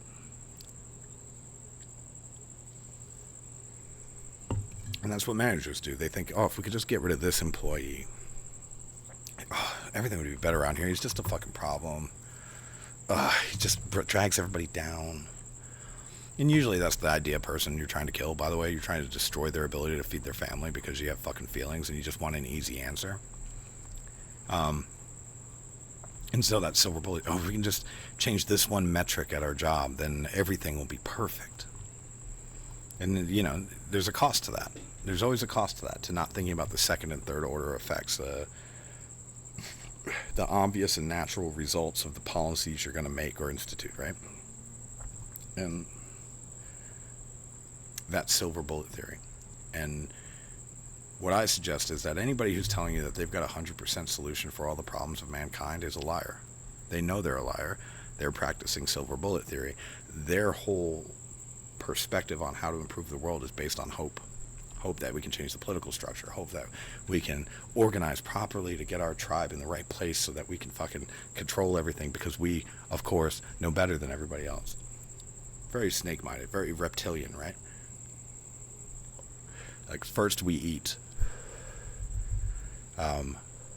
Everything else is tertiary. And what I suggest is that the better solution for whatever you're doing in life, where you're trying to improve your house, or you're trying to improve your family dynamics, or you're trying to have a better workplace, or a more successful workplace, or a more successful nation capable of maintaining itself, is to work on 80% solutions.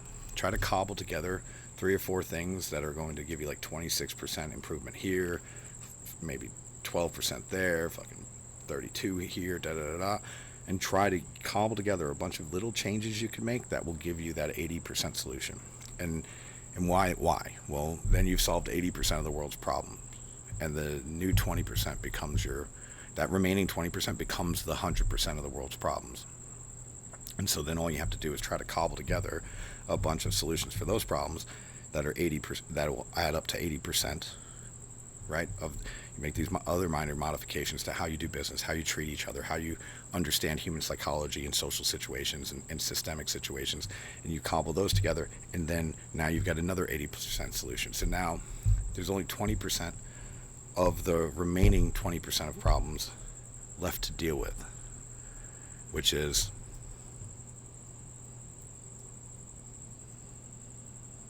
I think 4%. Sorry, I was trying to be cute and then I forgot to do the mental math myself. But yeah, so you got 100% of the problems. You've solved 80% of them. That leaves 20%, right?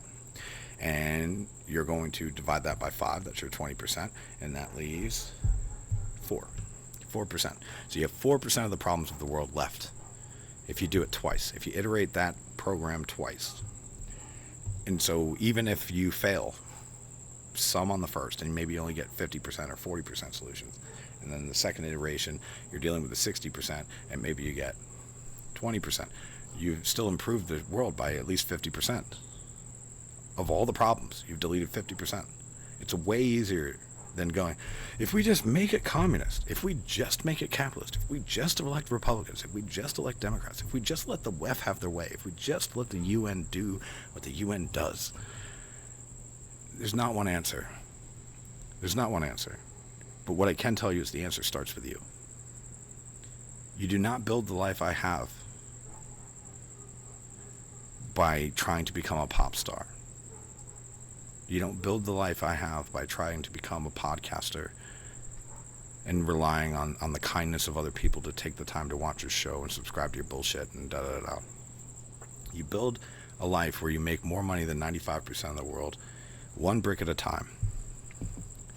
You set the thing in place, and you're the mortar between it all. You put this thing here, you put that thing there, and you're just filling in all the gaps, and then you lay the next fucking row, and you do it, and you do it, and do it one day at a time, one brick at a time. You fucking build a fucking life, and it's hard and grueling, but what a nice life you've built when you're done with it. And I'm only halfway there, dog. I started in fucking shelters. I've lived the American dream. I've taken a spa day at the Blue Lagoon in Iceland and gone up to Acuary and watched the Aurora Borealis. I've probably had sex with too many women. I've spoken languages drunk that I never understood sober. I've Spain, Portugal, like 30 or 40 countries. Who cares to count, right? I've seen the birth of Venus in the Uffizi. I've biked in Amsterdam, and I've done Christmas in Surfer's Paradise and held a koala, and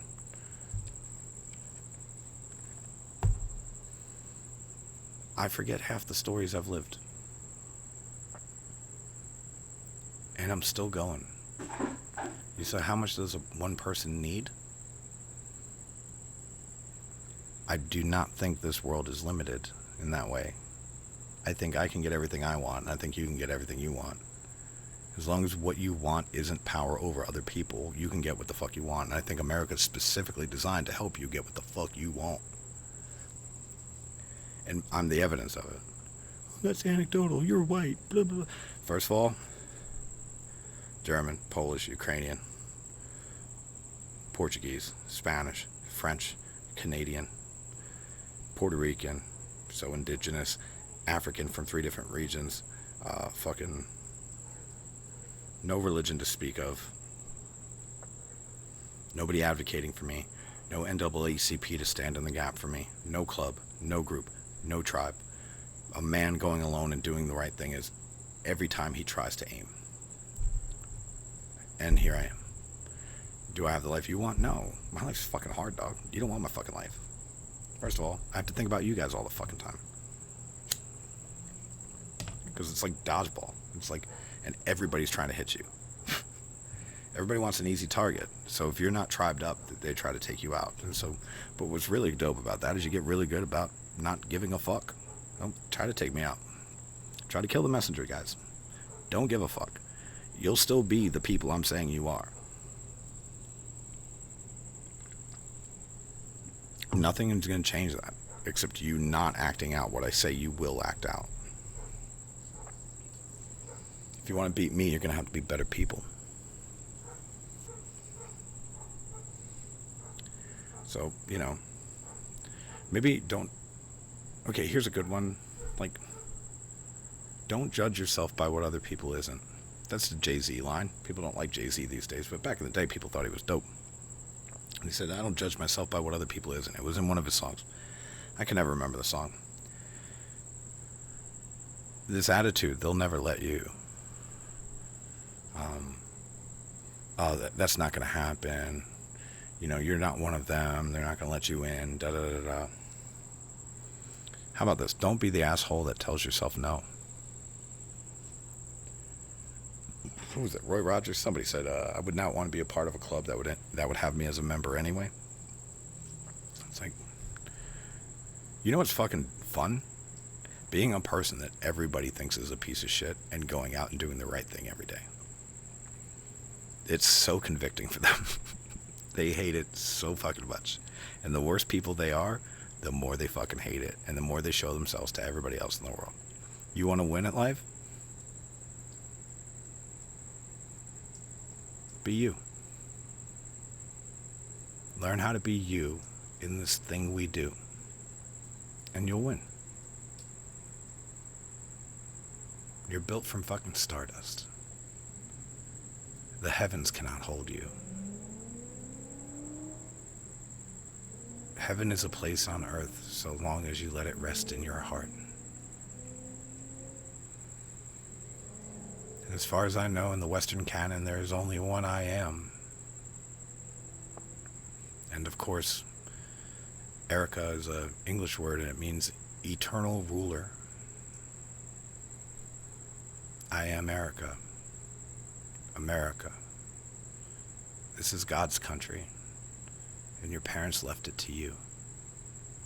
Your grandparents, your great-grandparents, they sacrificed across all history for, as far as we know, 1,000,000 years to get you here to this dance, in this moment, in this time. And you've got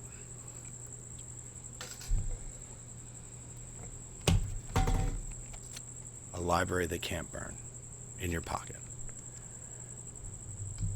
The Library of Alexandria, the Library of Congress, the Smithsonian, every museum in the fucking world, Google Earth, GPS, every book in history.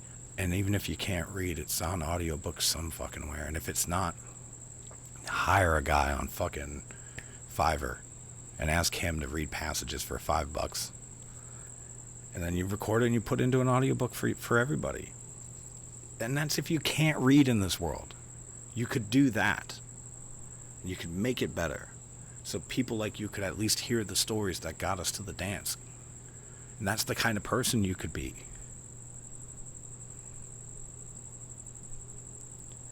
I don't know what you're aiming at.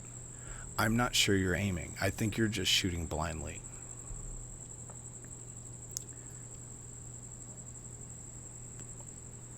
But your ancestors chose to name this God's country. There's no Italian name America. And Amerigo is a male name. You wouldn't name America after Amerigo. It doesn't even make sense. It's a convenience, a plot point, a twist. Like something they threw in that the hive mind of humanity pulled out of the collective unconscious and gave to you in this time, right here, right fucking now. America. And you were born in it. So stop whining and get to fucking work. There's a lot to be done. And instead of fucking doing anything about it, you guys are all they're drowning and you're describing the fucking water. Our mission isn't to maintain liberty. Our mission is to extend God-given rights to the world. Liberty, life, pursuit of happiness. That was the mission we were left. And instead you guys have taken a hard turn towards hell.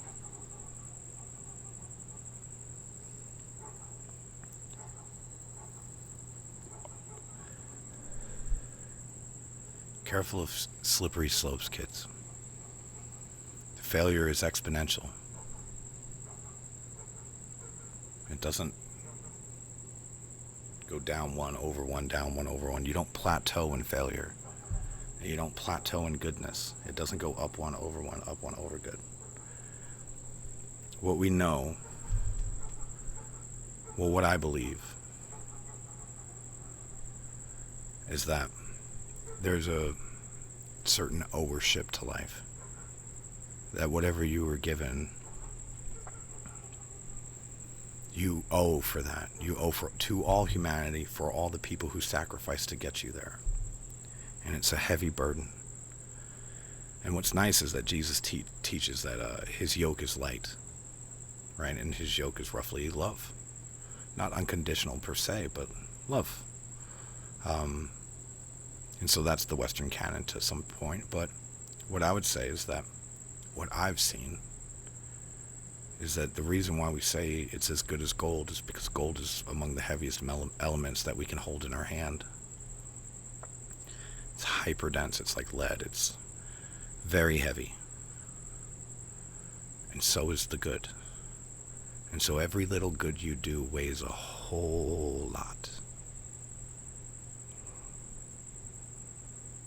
And so next time you're having a bad day and you want to take it out on somebody, don't cost. Do good. And trust that it'll weigh a lot. And its gravitational pull can change the world. And that's not the story of Western canon. That's the story of all humanity. It's that one man properly orientated can change the world. That's who we are. That's our legacy. That's where we come from. Have a good night.